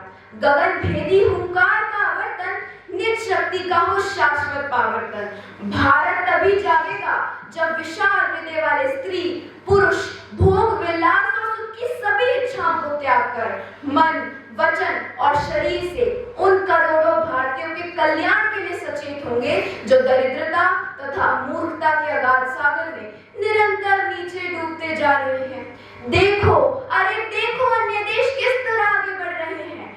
क्या तुम्हें मनुष्य से प्रेम है? क्या तुम्हें अपने देश से प्रेम है? यदि हाँ तो आओ हम लोग उच्चता तथा उन्नति के मार्ग में प्रयत्नशील। याद रखो, ना धन का कोई मूल्य है ना नाम का। अरे ना धन का कोई मूल्य है ना नाम का, केवल चरित्र ही कठिनाइयों की दुर्भेद पत्थर की दीवार से गुजर सकता है। आज हम देख रहे हैं कि न केवल भारत देश बल्कि बाहरी दुनिया भी हम लोगों से बड़े बड़े कामों की उम्मीद रखती है। भविष्य की 50 सदियां स्वर्णिम होने के लिए तुम्हारी ओर ताक रही है। संसारिक कीड़े की तरह मरने से अच्छा है, अरे कहीं अधिक अच्छा है, कर्तव्य क्षेत्र में सत्य का उपदेश देते हुए मरना। सफलता या असफलता पहले हमारे मन में तय होती है और इसीलिए कहा गया है, मन के जीते जीत है, मन के हारे हार। मन के जीते जीत है, मन के हारे हार। हार गए जो बिन लड़े, उन पर है धिक्कार। धन्यवाद। आपके पास ऐसी कौन सी चीज है जिसके लिए आप हमेशा आभार व्यक्त करते हैं? सबसे पहले तो जो मेरे माँ बाप ने मुझे इतने बड़े स्कूल में डाला है और मैं अपनी मर्जी से पढ़ाई कर पा रही हूँ, ये बहुत बड़ी एक अपॉर्चुनिटी है मेरे लिए, क्योंकि सब लोगों के पास ये चीज़ नहीं हो पाती है। और साथ ही में मैं यहाँ खड़े होकर स्वामी विवेकानंद जी के बारे में बोल पा रही हूँ, ये भी एक बहुत बड़ी बात है। Thank you Vanya. समझे तो सुरभित छंद हो जाए, देश में फिर से सुखद मकरंद हो जाए। मेरे ईश्वर, मेरे दाता, मैं मांगता तुझसे, युवा पीढ़ी संभलकर स्वामी विवेकानंद हो जाए। आदरणीय अध्यक्ष महोदय, सम्माननीय निर्णायक मंडल एवं प्रबुद्ध श्रोतागण, आज की इस भाषण प्रतियोगिता में मेरे वक्तव्य का विषय है, भारत का युवा देश को वैसा महान बनाने के लिए क्या कर सकता है जैसा स्वामी जी ने सपना देखा था। अध्यक्ष महोदय, स्वामी विवेकानंद एक व्यक्तित्व नहीं, एक बुनियाद है। ऐसी बुनियाद जिस पर भारत का विराट सांस्कृतिक महल खड़ा है। नैतिक, चारित्रिक और वैचारिक पदों से जूझते युवाओं को स्वामी विवेकानंद ने धर्म, अध्यात्म और साहस के माध्यम से नवजीवन दिया, जिसके लिए केवल भारत ही नहीं, पूरे विश्व का युवा उनका सदैव आभारी रहेगा। उनके विचार आज के विखंड एवं पथभ्रष्ट युवाओं को एक करने के लिए औषधि का काम करते हैं। निर्णायक मंडल, स्वामी विवेकानंद ने समाज में हो रही व्याप्त अस्पृश्यता पर कटु प्रहार किया। उन्होंने बड़े तीखे शब्दों में कहा कि यह असमानता क्यों, यह ऊंच नीच की भावना क्यों, गार्गी व लोपामुद्रा जैसी विदुषियों के देश में नारी और पुरुष के बीच में पक्षपात क्यों। उन्होंने बड़े कठोर शब्दों में इन सब की निंदा की है। उन्होंने बड़े तीखे शब्दों में कहा कि भारत के भाग्य का निपटारा तो उसी दिन हो गया था जिस दिन मलेच्छ शब्द का प्रयोग किया गया। स्वामी विवेकानंद ने उस धर्म को धर्म मानने से इनकार कर दिया जो मनुष्य मनुष्य में भेद करता है। उन्होंने कहा कि जब तक धर्म और मार्ग, पाशविक अत्याचार और खून खराबे का अंत नहीं होता, तब तक किसी भी सभ्यता का विकास नहीं हो सकता। उन्होंने पराधीन भारत के सामने एक ऐसा आदर्श रखा कि पूरे भारत में जागृति व स्वाभिमान की एक नई लहर दिखाई दी। धर्म और अध्यात्म को साधना की गहन गुफाओं से निकालकर मानव सेवा के आदर्श में बदला। भारत के युवा, अब समय है जागने का, समय है अपने अंदर के साहस और स्वाभिमान को पहचानने का। जैसा कि स्वामी विवेकानंद ने कहा कि धर्म, सेवा और कर्तव्य ही राष्ट्र की असली शक्ति है, उसी प्रकार हमें भी अपनी मेहनत, अपने साहस, अपने आत्मविश्वास और अपने अनुशासन को देश की सेवा में लगाना होगा। हमारे हाथों में तकनीक है, पर क्या हमारी सोच उस गति से बढ़ रही है? मोबाइल, सोशल मीडिया और आलस्य ने हमें आत्म केंद्रित बना दिया है। हम अपनी शक्ति को भूलते जा रहे हैं और अपने चरित्र के निर्माण को पीछे छोड़ रहे हैं। यही असली समय है अपनी शक्ति को पहचानने का, अपनी सोच को ऊंचा, ज्ञान को तीक्ष्ण और अपने हृदय को करुणा व सहिष्णुता से भरने का।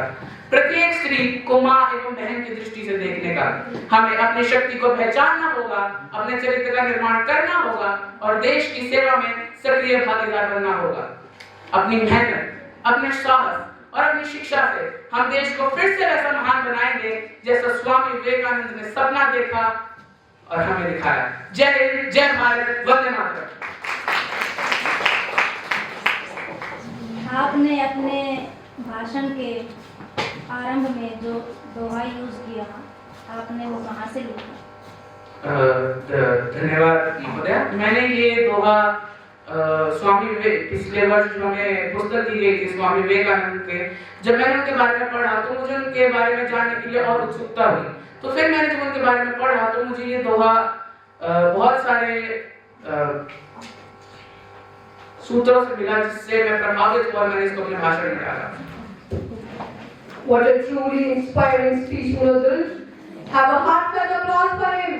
Next we have Dhruv Beniwal from LM Career Institute. नाग का डोलेगा, विकराल काल मुंह खोलेगा, दुर्योधन रण ऐसा होगा, फिर कभी ना जैसा होगा, जब नाश मनुज पर छाता है, पहले विवेक मर जाता है। तो क्यों सुनाइए चेतावनी, क्यों गूंजे श्री कृष्ण के स्वर? क्योंकि आज भी समाज में एक महाभारत चल रही है। तब युद्ध था धर्म और अधर्म का, और आज एक नया कुरुक्षेत्र है। नीर श्री विवेकी निर्णायकगण, आदरणीय शिक्षकों एवं मेरे साथ उपस्थित सभी देशवासियों, मैं ध्रुव बेनीवाल कक्षा 9वीं से आज आपके सामने इस महान विषय पर बोलने आया हूं। स्वामी विवेकानंद के सपनों की तुलना में आज का भारत कहां है? मैं आज भाषण देने नहीं आया, मैं देश से सवाल पूछने आया हूं, क्योंकि जिस भारत का स्वप्न स्वामी विवेकानंद ने देखा था वह आज हमारे सामने खड़ा है या दबा हुआ। स्वामी विवेकानंद कहते थे, उठो, जागो और लक्ष्य प्राप्ति तक मत रुको। लेकिन आज का युवा मोबाइल में कैद है, उसकी आत्मा रील में गुम हो चुकी है। आज भारत का रुपए गिर रहा है और हम चुप बैठे हैं। गिरती मृदा, झुकती आत्मा, हर गली में आवाज दबती जा रही है। विदेशों में बैन हुई खतरनाक मशीनें और PFAS फॉरएवर केमिकल्स, जो वहां इंसानों के लिए मौत कहकर देश से बाहर फेंक दिया गया था, आज वह हमारे भारत में भविष्य बनकर उतरे आ रहा है। अंत में मैं इतना ही कहना चाहूंगा कि हमें वह भारत बनाना है जहां नारी का सम्मान है। धन्यवाद।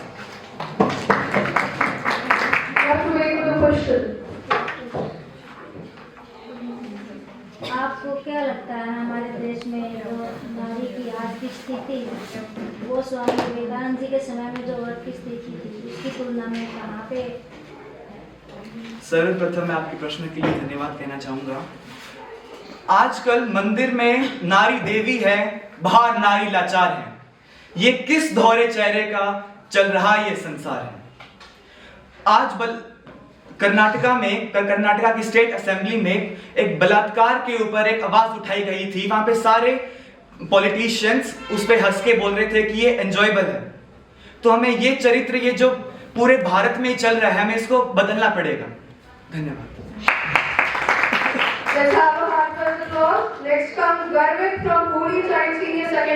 अध्यक्ष महोदय, गुरुजी एवं मेरे प्रिय साथी, आज मैं जिस महान व्यक्तित्व के विचारों की प्रासंगिकता पर अपने विचार प्रस्तुत करने जा रहा हूँ, वे हैं स्वामी विवेकानंद।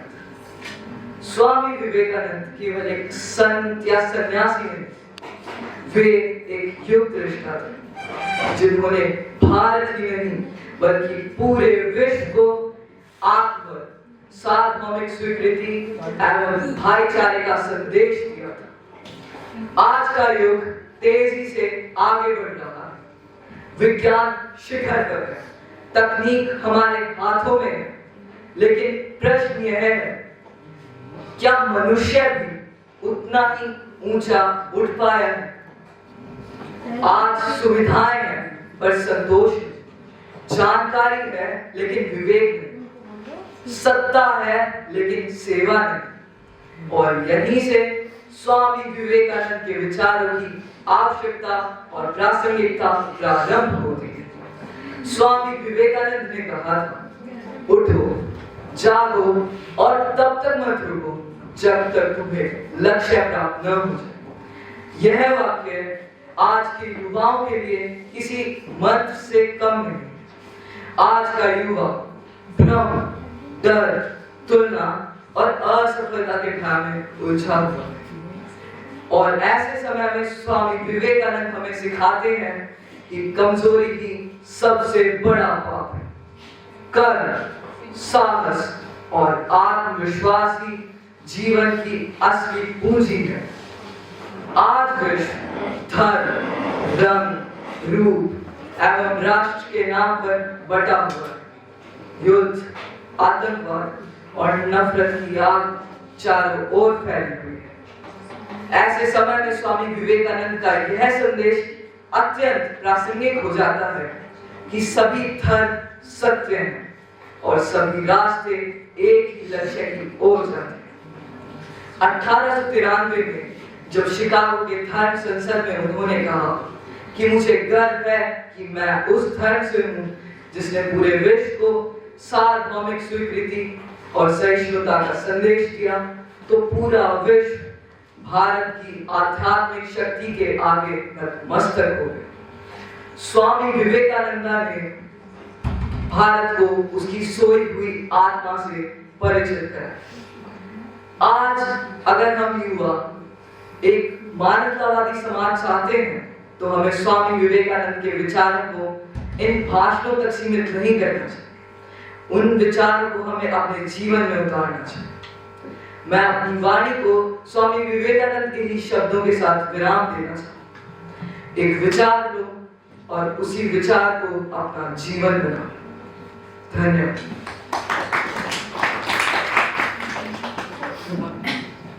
आपने कौन से विचार को अपना जीवन बनाने की प्लान की?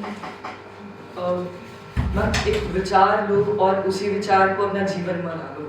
इससे मुझे आगे जाके यह नहीं सोचना पड़ेगा कि मैं अब क्या करूं। इससे मुझे एक जीवन में एक गोल मिल जाता है जिसकी तरफ मैं अपना पूरा जीवन डेडिकेट कर सकता हूं। मैंने गोल ही पूछा है। Yes, ma'am. It's to become a doctor so that मैं उन लोगों की भी मदद कर सकूं जो अभी यह मानते हैं कि डॉक्टरों से अच्छा है वो किसी धर्म गुरु के पास जाएं जो कि उनकी बीमारियों का समाधान करे।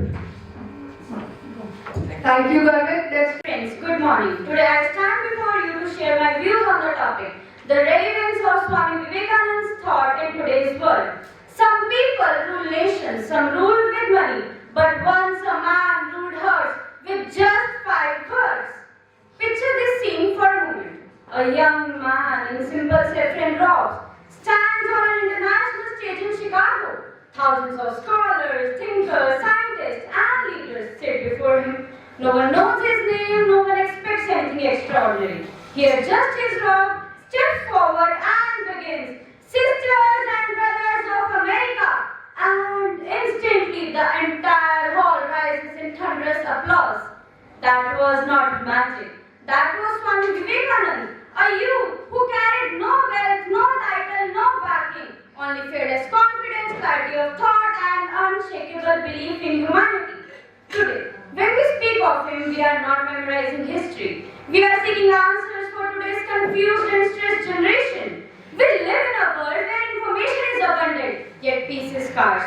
We compete more but understand ourselves less. We scroll endlessly but learn very little. We chase validation but forget self-belief. And this is exactly where Vivekananda becomes relevant again, like lightning in darkness. Let me share a moment from his youth. Before the world knew him as Vivekananda, he was young Narendra, curious, bold, questioning. He went from saint to saint with one fearless question. Have you seen God? Most were shocked or offended. None satisfied him. Until he met Sri Ramakrishna. Narendra asked the same question and Ramakrishna smiled and answered, Yes, I have seen God as clearly as I see you. Narendra was shaken that one truthful answer changed his life. It taught him, do not accept blindly, seek truth yourself. Think, question, experience. This is real education. Not just marks, but mindset. Not memory, but character. He declared, you cannot believe in God until you believe in yourself. A mirror for the modern teenagers who compares marks, looks and followers. Self-belief is not arrogance, it is strength. He taught that service to the poor is service to God, that religions are not weapons, these are different paths to the same truth, that a strong body, a strong mind and a strong heart can create a strong nation. Imagine if today's students adopted even one teaching office. If we stop fearing failure, if we stop comparing ourselves, if we grew even 1% every day, India would not wait for a bright future, it would create it. More than a century ago, a young Indian shook the world with his voice. Today, the world asks again, is there another Vivekananda among us? The answer is not in this speech. It is in our actions, our discipline, our compassion, our courage. Let us not only remember him, let us live with him, let us rise, let us become unstoppable. Thank you. Where do you see Vivekananda in your actions? Thank you for the question, ma'am. Ma'am, in my actions, I see him as an idol. I practice that. I adopt even one teaching of his in my life. Thank you, Tanvi. Let's have a heartfelt applause. Next comes Fear into courage. A mother's love is a guiding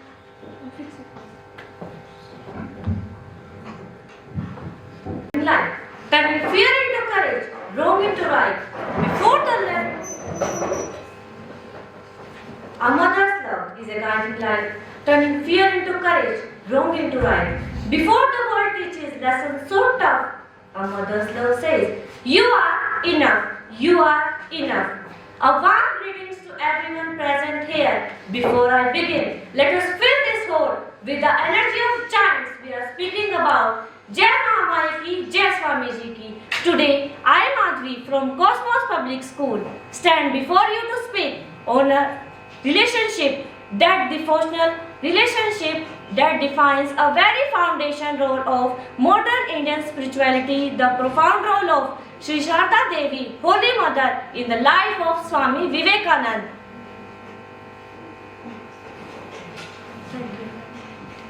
You can think, you can restart again, then maybe you will get idea what was next. It's over, or you have forgotten? Remember, it's my first speech. It's okay, you can restart, then you will, likely to remember what is the next. Try once more.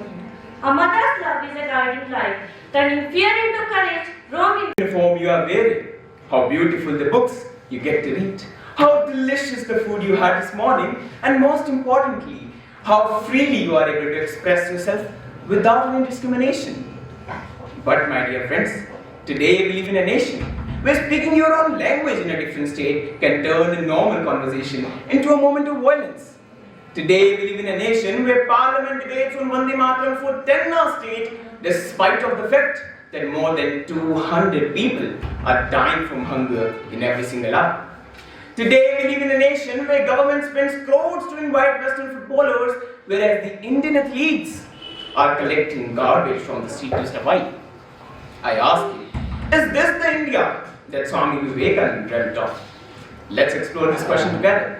A very fanatic morning to all the luminaries present over here today. I stand before you to speak on the topic where today's India is in comparison to what Swami Vivekananda dreamt of. Imagine celebrating your festival with love and lights.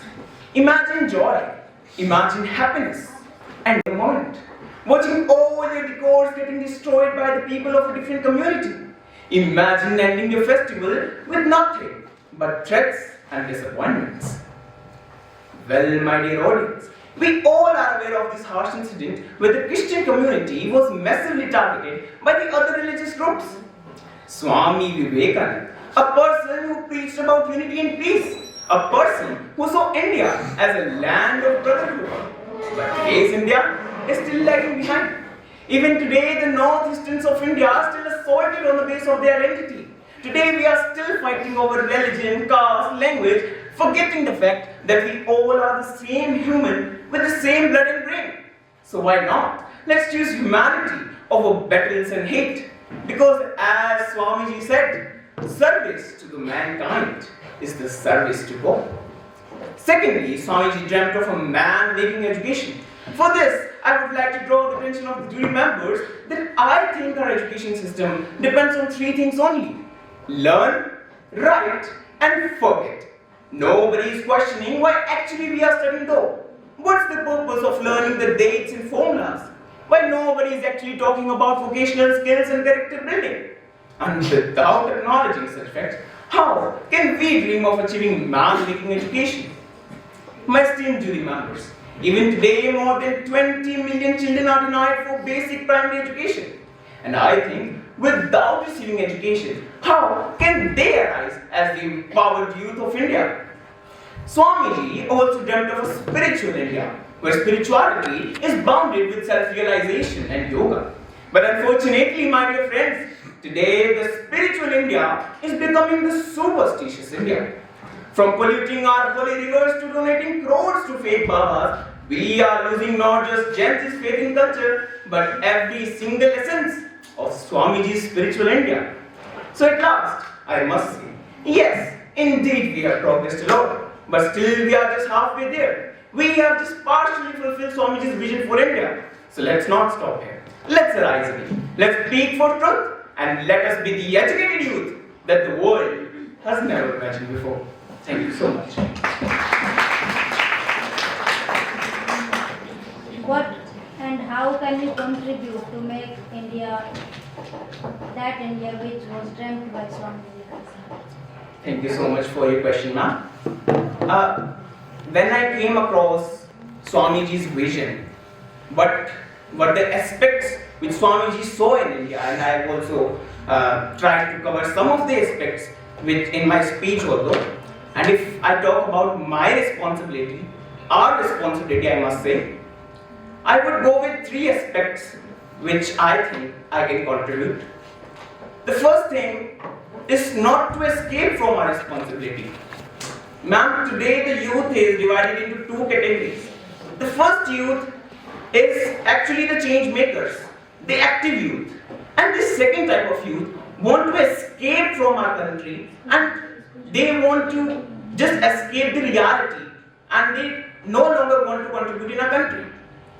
So first of all, let's not escape from our responsibilities. Let's adjoin it as a responsibility to work towards a nation.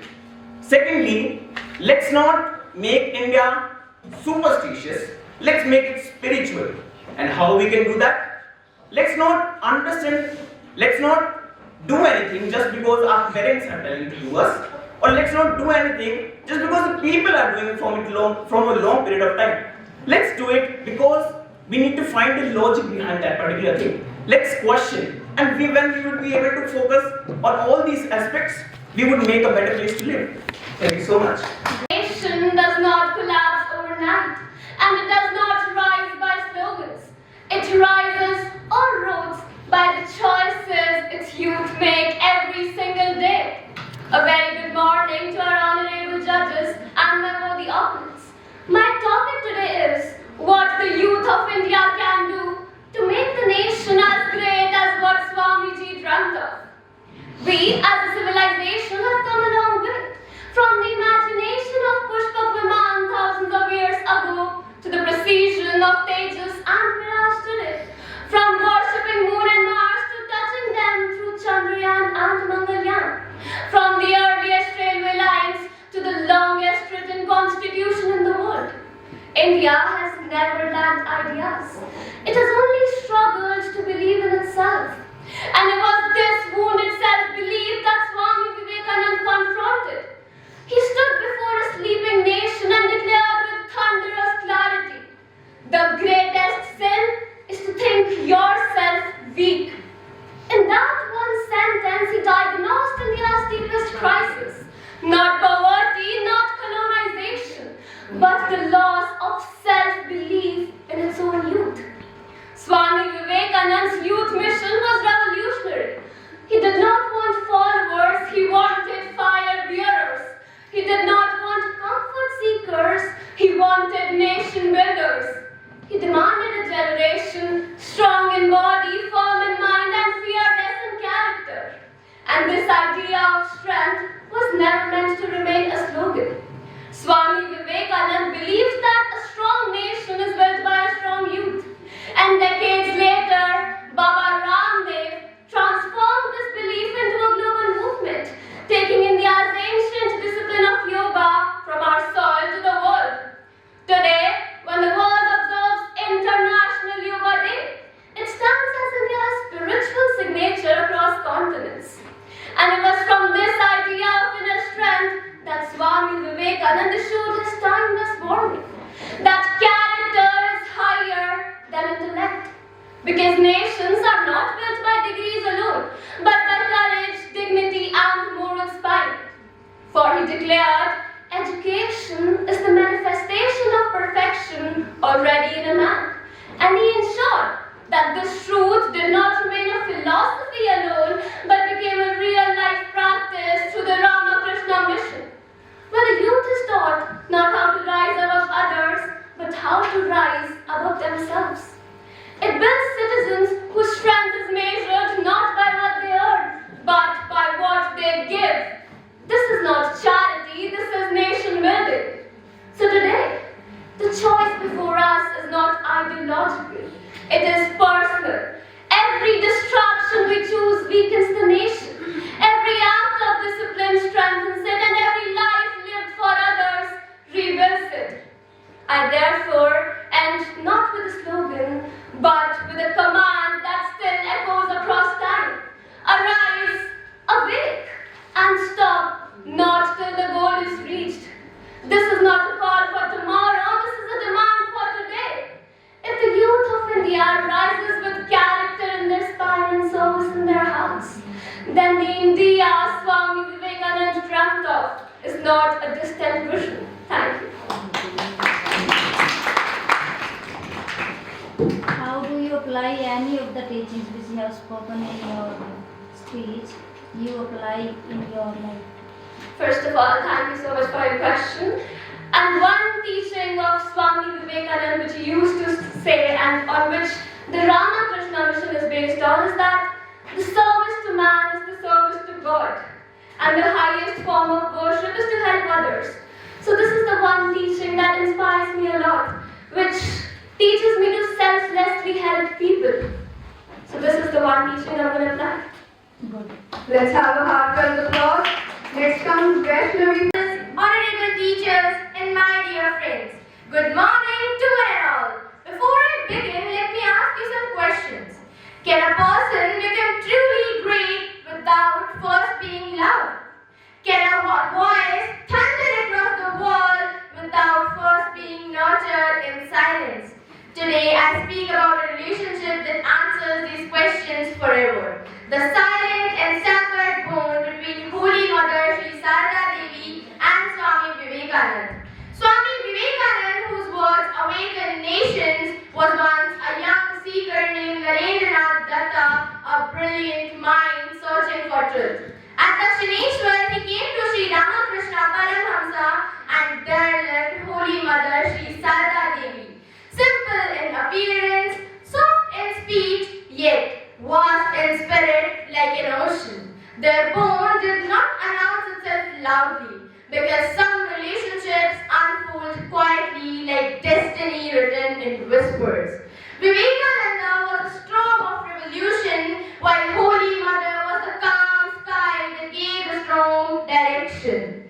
After Sri Ramakrishna's passing, when the young disciples felt Holy Mother who became their shelter, the emotional anchor, the moral compass, the mother of their souls. She accepted Vivekananda not by blood, but by unconditional spiritual motherhood. Like Kunti, she shaped warriors silently.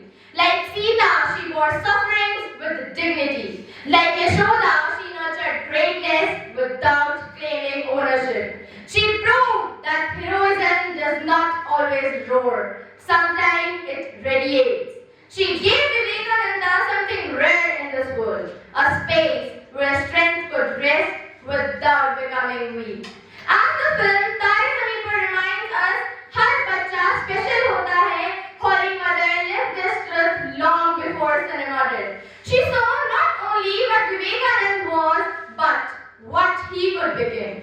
When his fire burned too fiercely, her seniority cooled it. When responsibility weighed heavily, her blessings lifted it.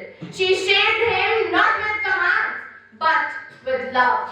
Before his historic journey to the world's Parliament of Religions in Chicago, Vivekananda sought her silent permission. And my friends, sometimes silence is louder than speeches. Behind the global icon stood a quiet strength. As the Hollywood says in The Blind Side, the smallest acts of kindness can change a life forever.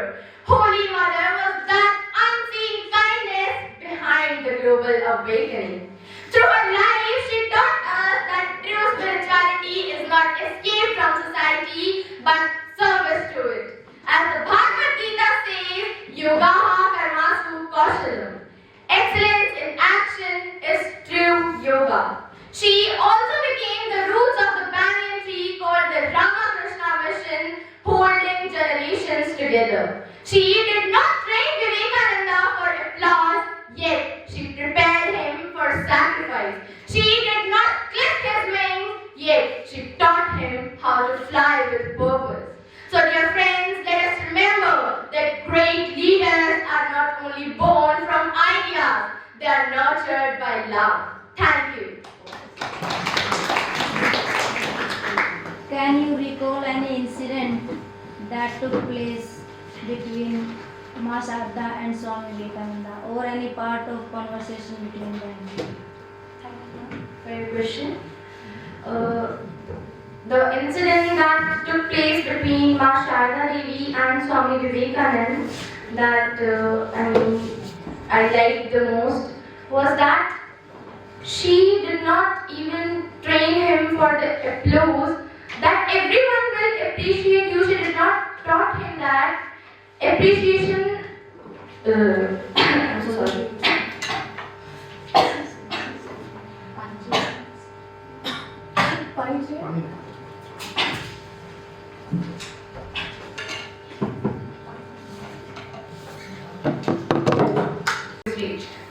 These are the words of a youth icon, a philosopher, and a patriotic saint, Swami Vivekananda. A very good morning to one and all present here.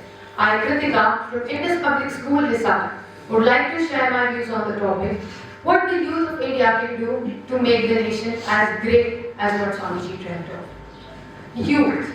The word doesn't just describe young people. It describes dreams, aspirations, goals, and our future. Especially with a country like ours, with nearly 65% youth population, India seems destined to become a global leader. But numbers alone don't change our fate. Growth in every sector does. Physical and mental wellness, for one. These sectors are very important for the growth of a young man or a woman. India has secured 41 Olympic medals as of 2026, placing the nation 60th in the global medal rankings, but we still have a long way to go. Along with physical wellness, cognitive well-being, emotional equilibrium, and unshakable self-belief hold the mantle for holistic development of a person. Next, I would like to say that the most important thing is employment. Because the youth is unemployed, depressed and dejected. They don't feel that they're enough for everything.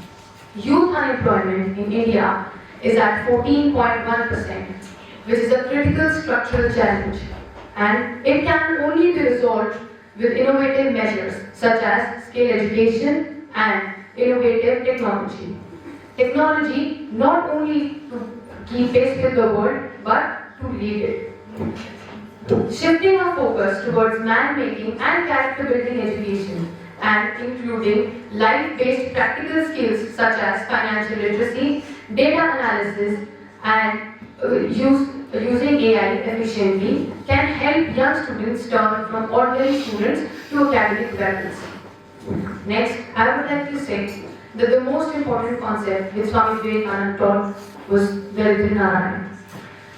It taught us that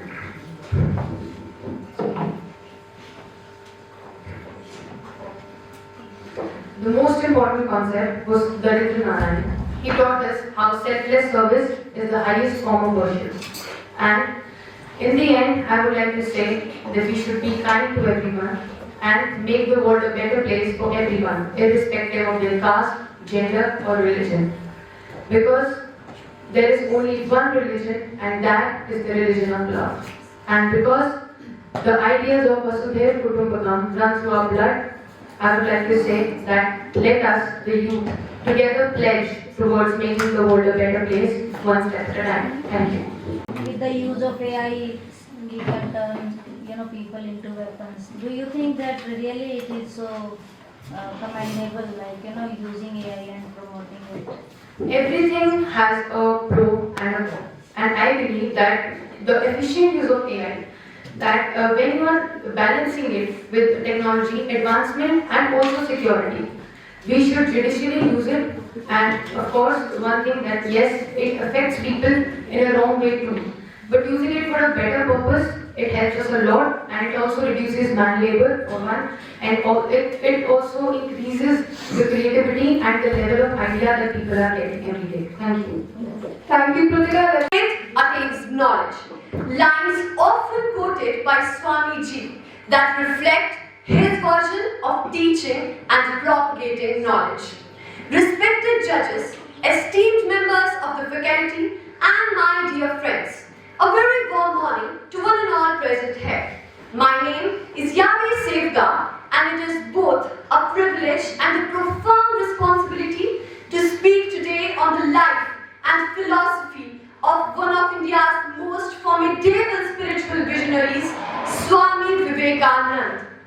In an era of colonial subjugation, social inertia and intellectual self-doubt, Swami Vivekananda emerged not merely as a monk, but as a catalytic force of national and moral rejuvenation.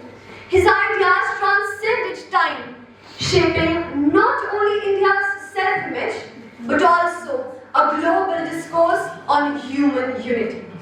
With this perspective, I would now like to begin my speech on Swami Vivekananda's life, his ideals, and his enduring relevance in our contemporary world.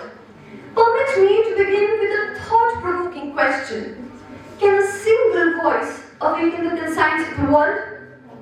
In 1893, one such voice belonged to Swami Vivekananda. Born as Narendranath Katha, he evolved from a seeker of truth into a global ambassador of India's civilizational wisdom. His immortal salutation, "Sisters and Brothers of America," was not a mere greeting. It was a declaration of universal fraternity, compelling the world to listen to India once again. Because to him, religion lay not in rituals, but in compassionate action and moral courage. However, when we examine the era we inhabit today, a striking contrast emerges. Ours is an age of unprecedented technological advancement, yet diminishing in a discipline. An age of constant connectivity, yet emotional isolation. Swamiji envisioned youth driven by purpose and self-mastery, whereas we are often distracted by instant gratification and external validation. He spoke of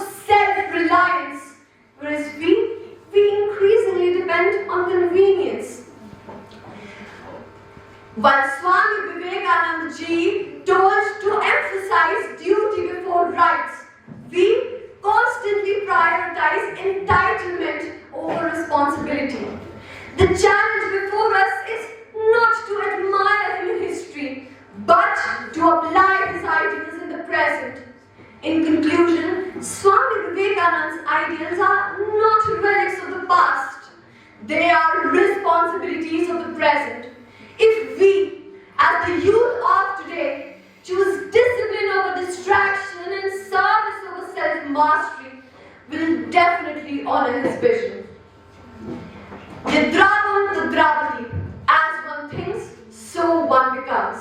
Thank you. Which teaching of Swami Vivekananda you like the most? I think that Swami Vivekananda has spread a message of universal brotherhood, that I will always like to look up to him as a person who always wanted equality and universal brotherhood. He also said to believe in ourselves before we believe in others. And I think that it is very important to have self-confidence to achieve anything in life. Thank you, Yagi. Next we have Sanvi from Cross and Line. A heartwarming afternoon to all of you. My name is Sanvi, and today I am going to speak on the topic that what can the youth of India do so as to make the nation as strong as that Swami Vivekananda dreamt of. History remembers 1893 not because India was powerful, but because there was one man who refused to believe that India was weak. When Swami Vivekananda spoke at the Parliament of Religions in Chicago, India was enslaved, starving, and broken in spirit. Yet, he stood there with unshakable confidence. And the world listened in silence. Not because India was powerful, but because he knew what India could become.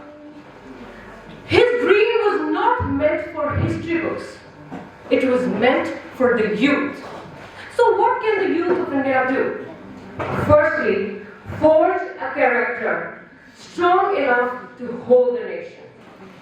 Swami Vivekananda constantly criticized an education system that built educated with weak minds, created clerks but not leaders.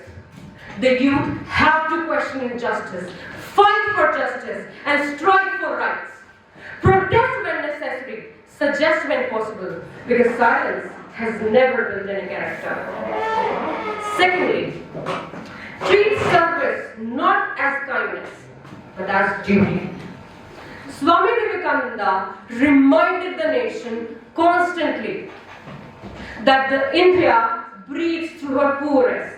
So youth, serve the masses, educate the ignored, empower the unheard, and that's how a nation rises. Thirdly, crush your fear, especially of self-belief. Swami Vivekananda told that the deepest wound of India was never poverty, but loss of confidence. Believe in yourself. Doubt is the enemy of action. Shrinking in the shadows of others, believe in yourself, rise in the light of your strength. Because when self-belief ignites, India will witness a giant leap ever known. At last, Swami Vivekananda did not want followers. He wanted builders who are none but youth.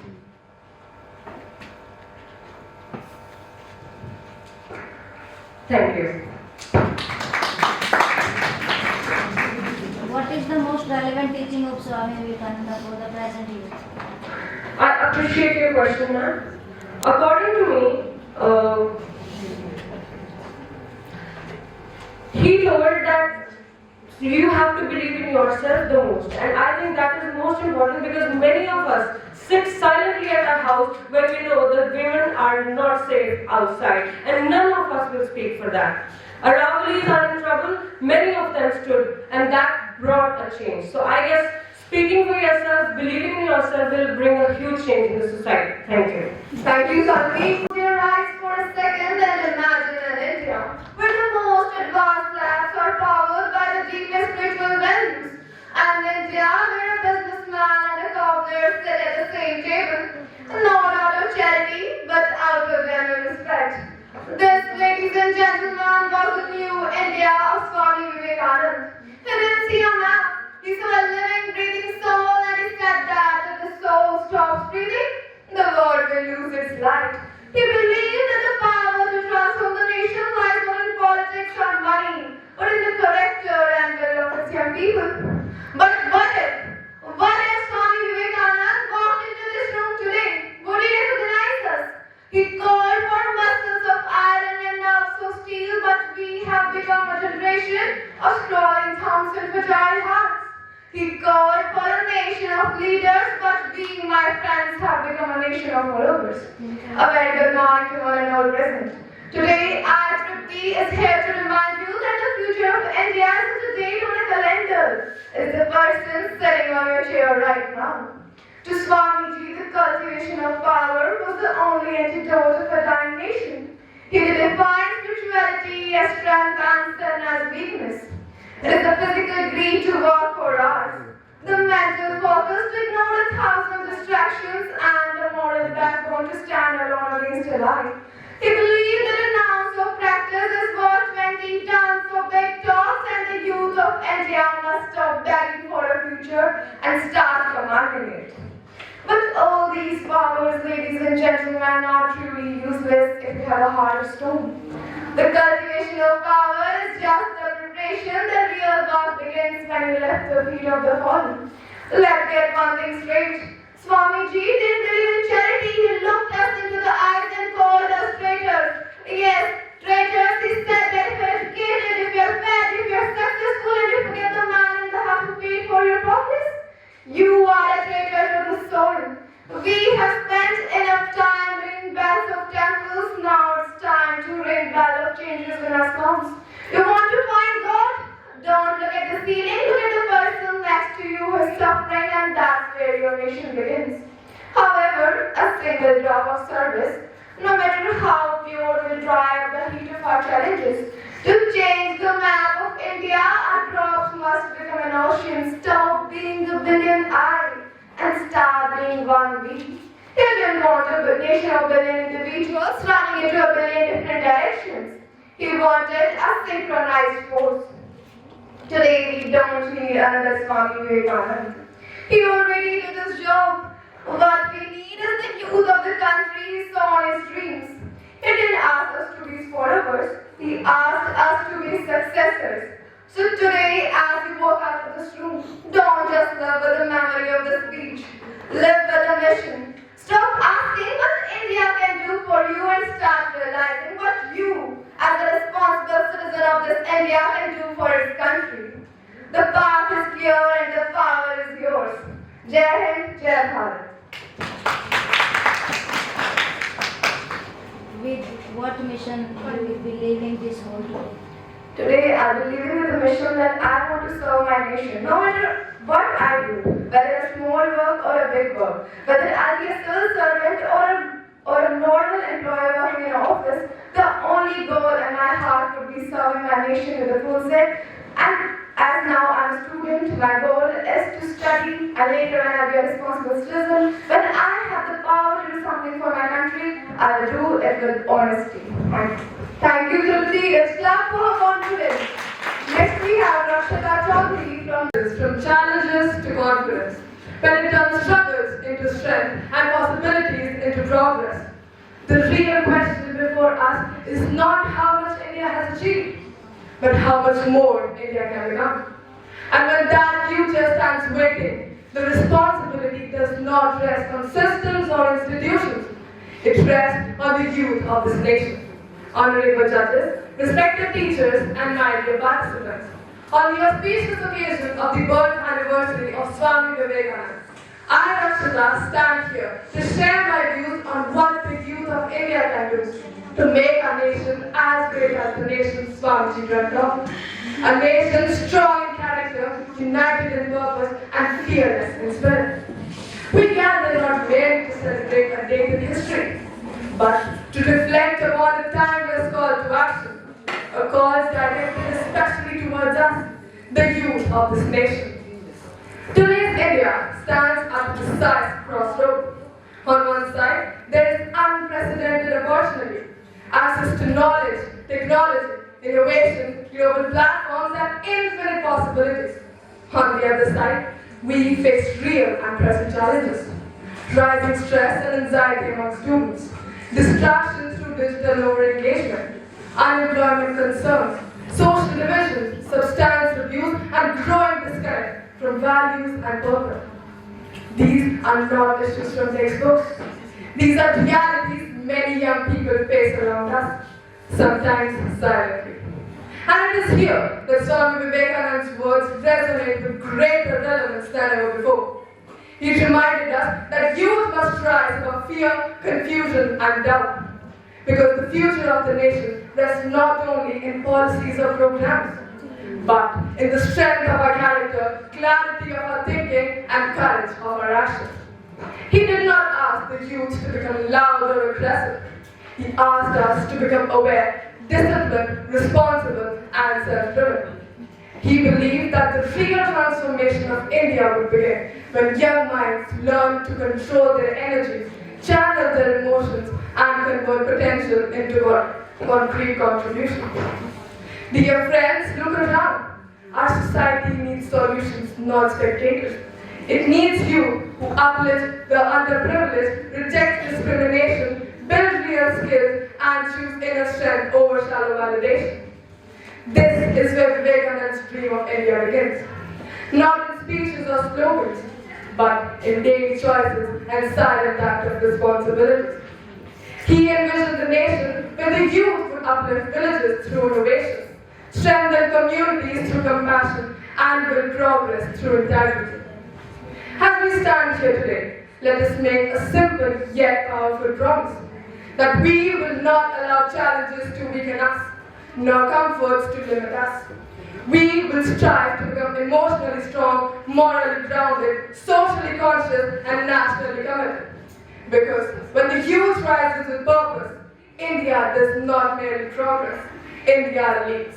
Thank you.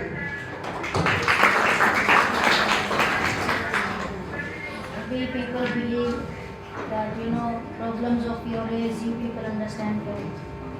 So in your speech you said that present day students are suffering from stress.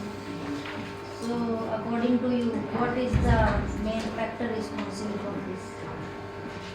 According to me, the main factor of stress among the students of our age is the stress that peer pressure is the main reason for this. Because in every situation we see that everywhere is competition and parents want their students to be the number one in every stage. So this thinking makes the stress more increasing. Thank you, Rakshita. Let's have a heartfelt applause. After witnessing this powerful procession of ideas, we now invite from someone whose guidance enlightens and whose experience empowers. I respectfully invite our honorable chief guest to address the gathering and share their invaluable thoughts. Please, sir. सम्मानित शिक्षकगण, प्रिय अभिभावकगण, मेरे प्यारे छात्र छात्राओं, यहाँ उपस्थित सभी गणमान्य अतिथियों को मेरा सादर नमस्कार।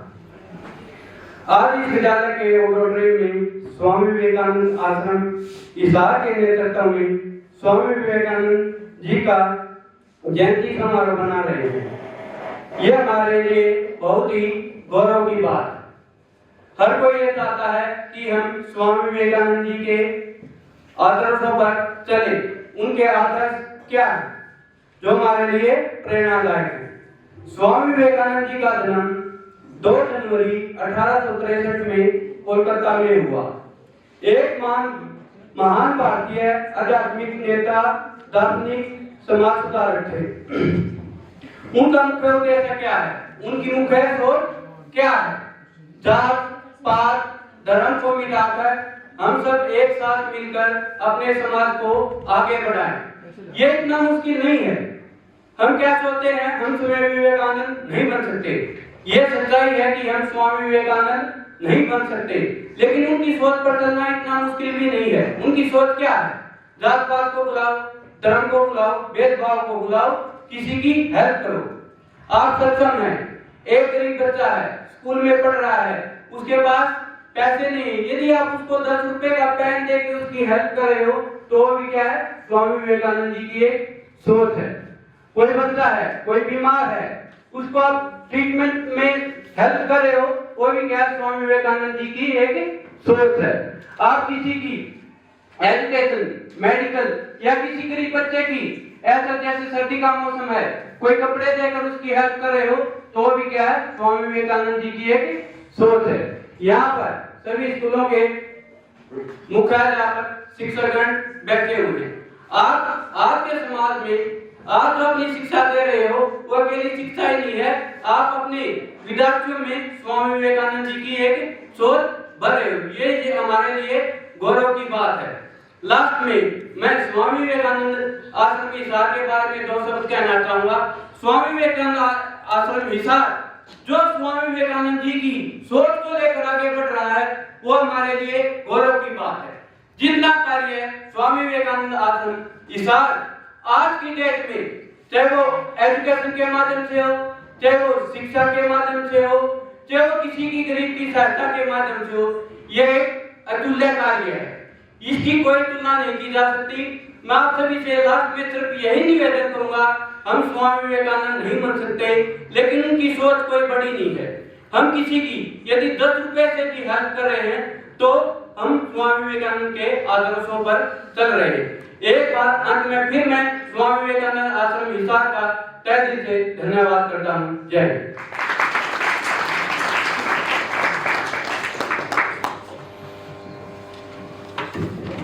Thank you, sir, for your inspiring words and valuable guidance. We are truly grateful for your presence and motivating speech. Now, I would like to invite Pallavi, one of our esteemed council members, to the stage for her thought-provoking speech. Let's welcome her with a big round of applause. Chief guest, honorable judges, respected teachers, and my fellow young minds, a very warm and proud greetings to all of you. First of all, a very national happy Youth Day to everyone present here. Today, we are not merely gathered here for a competition or a celebration. We are gathered here to remember a fire that once rose from India and illuminated the minds of the world. That fire was Swami Vivekananda. National Youth Day is not just the birthday of a monk, it is the birthday of an idea.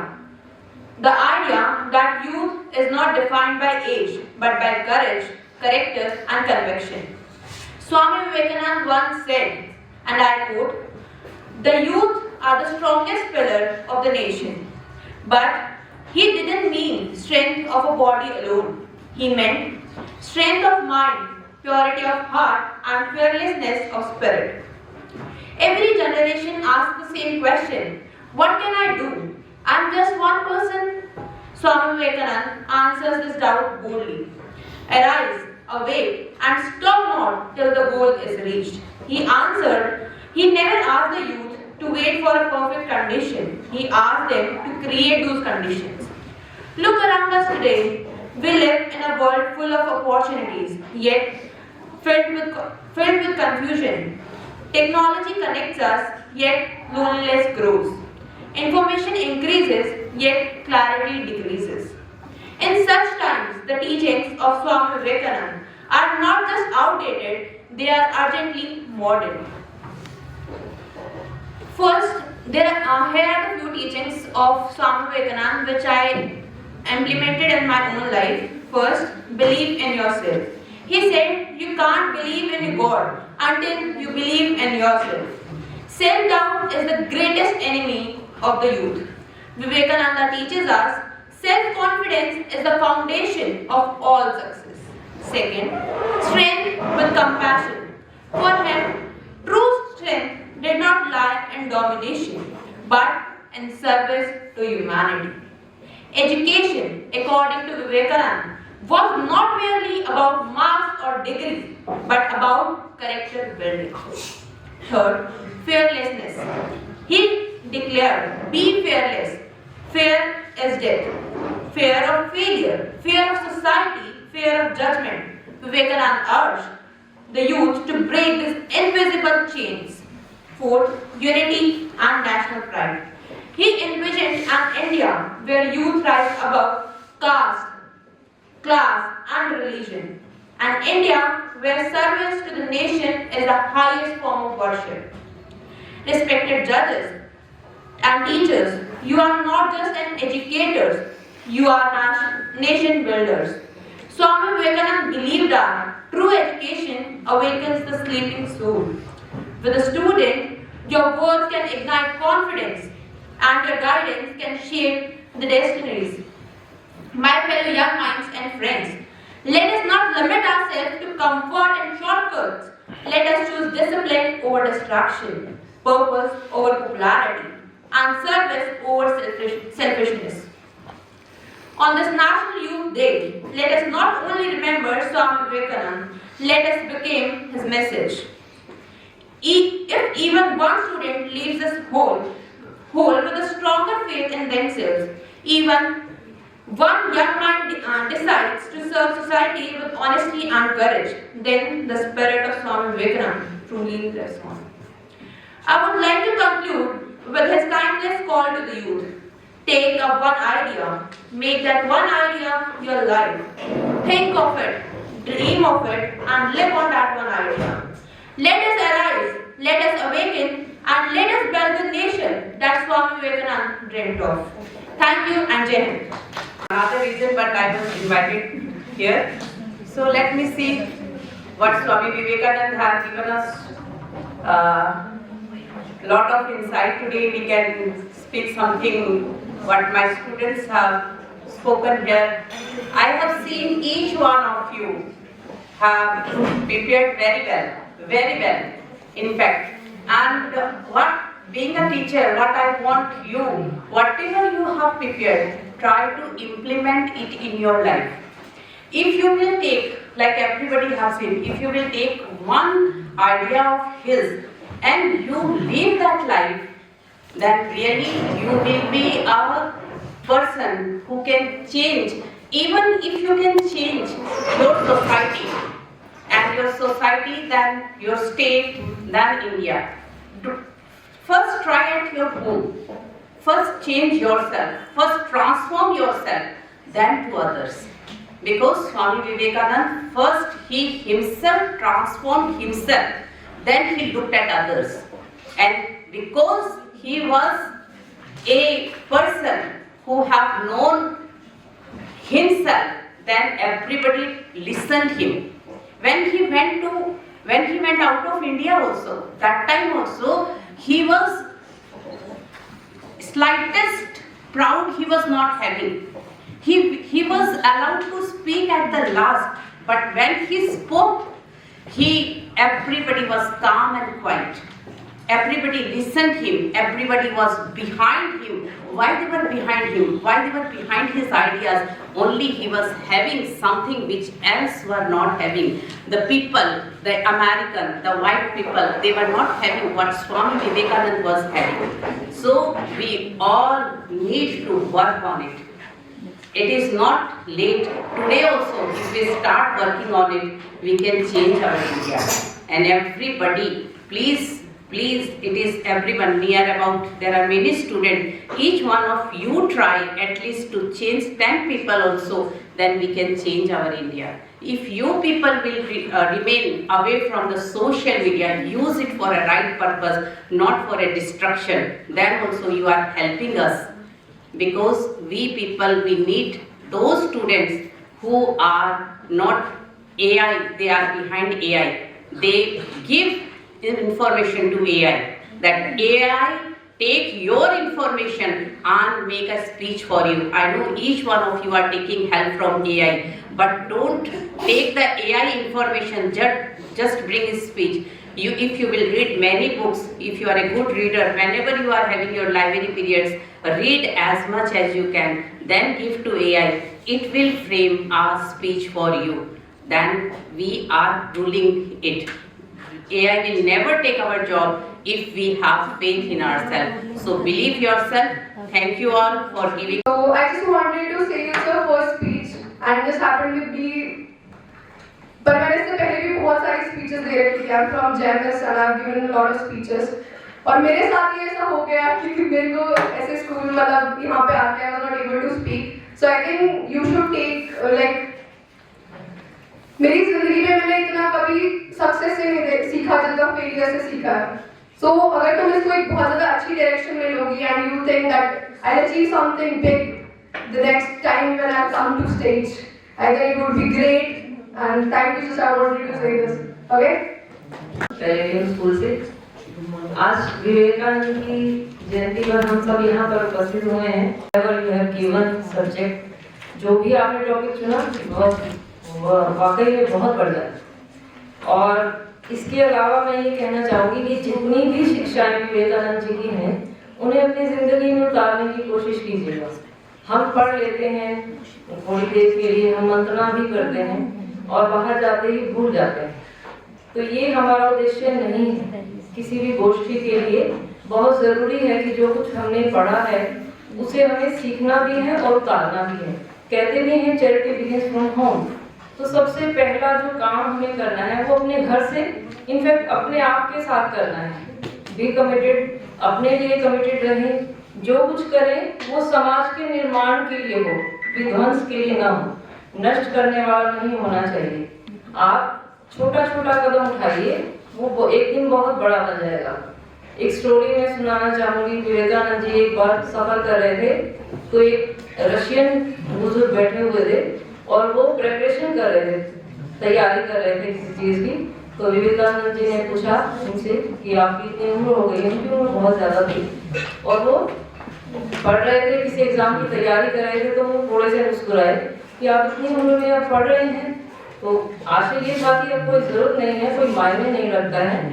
क्योंकि we are at the end of our life लेकिन उन्होंने कहा कि नहीं पढ़ने की कोई उम्र नहीं होती आप सोचते हैं कि मैं मरने वाला हूँ मैंने तो कभी मरने के बारे में सोचा ही नहीं तो हमें भी ऐसे ही सोचना है कि हम कितने भी बड़े हो जाएं हमें अपने देश की तरक्की के लिए कार्य करना है छोटी चीज बहुत महत्वपूर्ण होती है आप अपने स्कूल को साफ रखिए आप अपने घर को तो साफ रखते ही हैं आप अपने मोहल्ले को साफ रखिए और इनफैक्ट जो लोग बाहर कुछ ऐसा कर रहे हैं तो हमारी नैतिक जिम्मेदारी होती है कि हम उन्हें कुछ अच्छा संदेश दें अपने द्वारा किसी काम को करके ऐसे नहीं है कि हम केवल किताबों में पढ़ लें और किसी टॉपिक में लिख दें या दीवारों पर लिख दें तो ऐसे कोई भी जागरण नहीं होगा मैं ऐसा मानती हूँ कि आप खुद डिसिप्लिन रहेंगे और 2-4 लोग और आपसे जब तक मोटिवेट नहीं होते हैं तो आपकी शिक्षित होने का या फिर आपके सेल्फ डिसिप्लिन होने का कोई मतलब नहीं है जो कुछ आपको आता है वो दूसरों को भी सिखाइए और अपने देश को निश्चित रूप से प्रधानमंत्री नरेंद्र मोदी जी बहुत अच्छे कार्य कर रहे हैं देश को उठाने में आपने देखा भी होगा कि पूरे वर्ल्ड की मैप के ऊपर आज इंडिया का नाम जो है बड़े गर्व के साथ लिया जाता है मैं भी 8 कंट्रीज घूमी हूँ और 8 कंट्रीज में मुझे ऐसे लगता है कि इंडिया को कभी कोई मानता नहीं था ऐसे सोचते थे कि बहुत पॉपुलेटेड सिटी है कोई शहर है कोई देश है जहाँ पर कीड़े मकोड़ों की तरह लोग रहते हैं बट आज आप जहाँ भी जाइएगा वहाँ कहेंगे यू आर फ्रॉम इंडिया बड़े गर्व के साथ आपका नाम लिया जाता है आपके देश का नाम लिया जाता है तो हमें विवेकानंद जी की शिक्षाओं के साथ साथ जो भावी आने वाली पीढ़ी है उनको बढ़िया करना है और जो वर्तमान में काम कर रहे हैं उनके साथ कंधे से कंधा मिलाकर अपने देश को उस चरम मानचित्र के चरम पर पहुंचाना है जहां से पूरा वर्ल्ड ये कहे वाह क्या बात है भारत तो महान है धन्यवाद Let us remember Swami Vivekananda's words. If you have faith in yourself, you can do anything. May I now request our respected chief guest and his wife to kindly join us on the stage to grace the participants of junior Hindi category. Please, sir, please.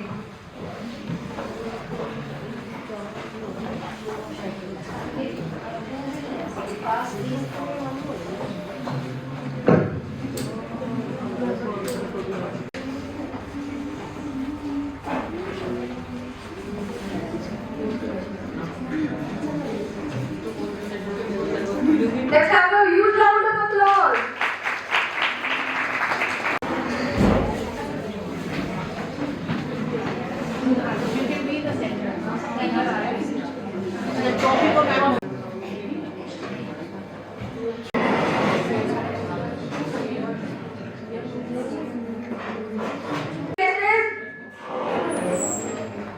The first prize goes to Anvi of Small Wonder School.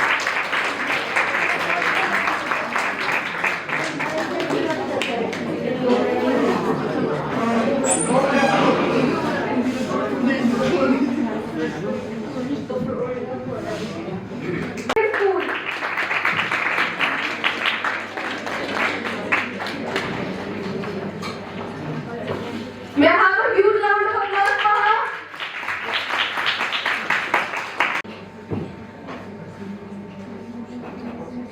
Okay. Let's have a thunderous round of applause, please. For the second prize in this category, we have Arshaya of Wisdom School.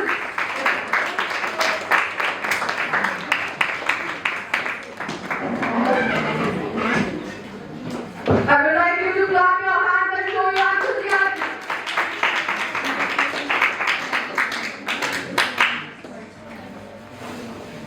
Ma'am सामने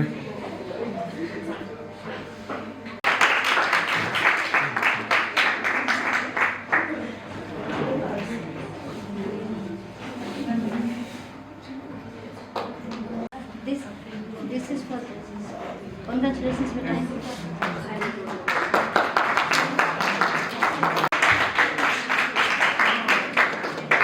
हाँ जी ma'am सामने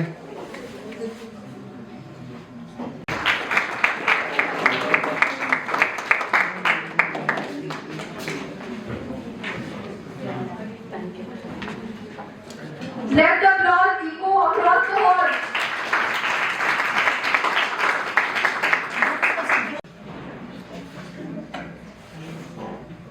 done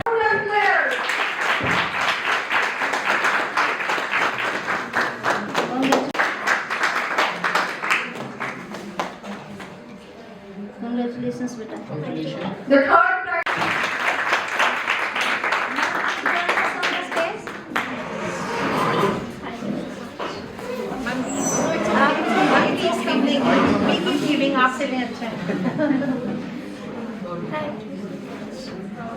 The second prize of this category, young mind deserve loud appreciation. Please applaud. With a round of applause. Congratulations, beta.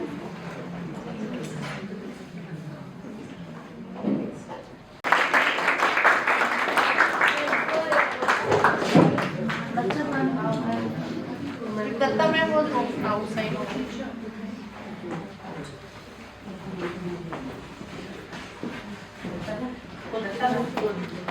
Congratulations, beta. आगे तो ma'am आगे आओ तो आप sir please join us on the stage. एक minute मैं sir आएंगे आप इस साइड आ जाइए मैम आप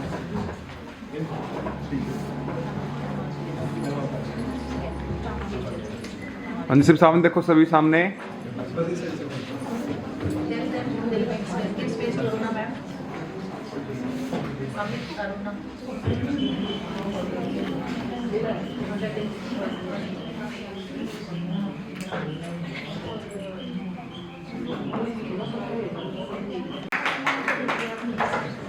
मैम पास में थोड़े से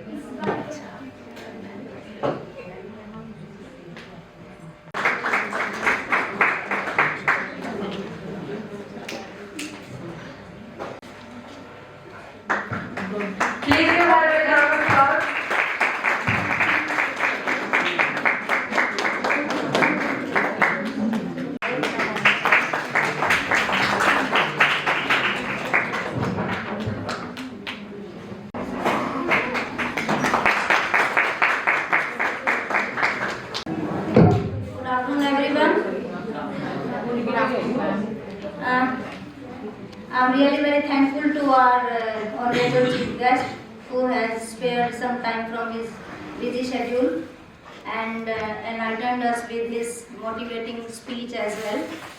And with his presence, all the students I hope are inspired to serve the nation. And I'm so thankful to Director and Principal Ma'am Small Wonder because without their contribution, this program and all the programs, whatever we are conducting here every year, this would have not been possible. So this is really a great help for me. I want to thank all the principals who have sent their participants in our program. And from the deepest corner of my heart, I want to say a big thank you to both the judges as well, who have worked very hard throughout the program and couldn't even enjoy the refreshments. Thank you, sir. Thank you, ma'am. And I'm thankful to all the participants who have come here and spoken, giving their best. And never think that winning only is the goal. You must have learned something. You must have analyzed yourself, and I hope you will try to do better and better always. And I'm so thankful to all the council members who have worked hard for this program. Thank you, everyone. Confidence. Let us take home clarity. And above all, let us take home the courage to speak truth, because Swami Vivekananda believed the day when you don't come across any problem, you can be sure that you are traveling in a wrong path. May we always choose the path of expression, strength, and fearless thought. Thank you. Have a wonderful day ahead.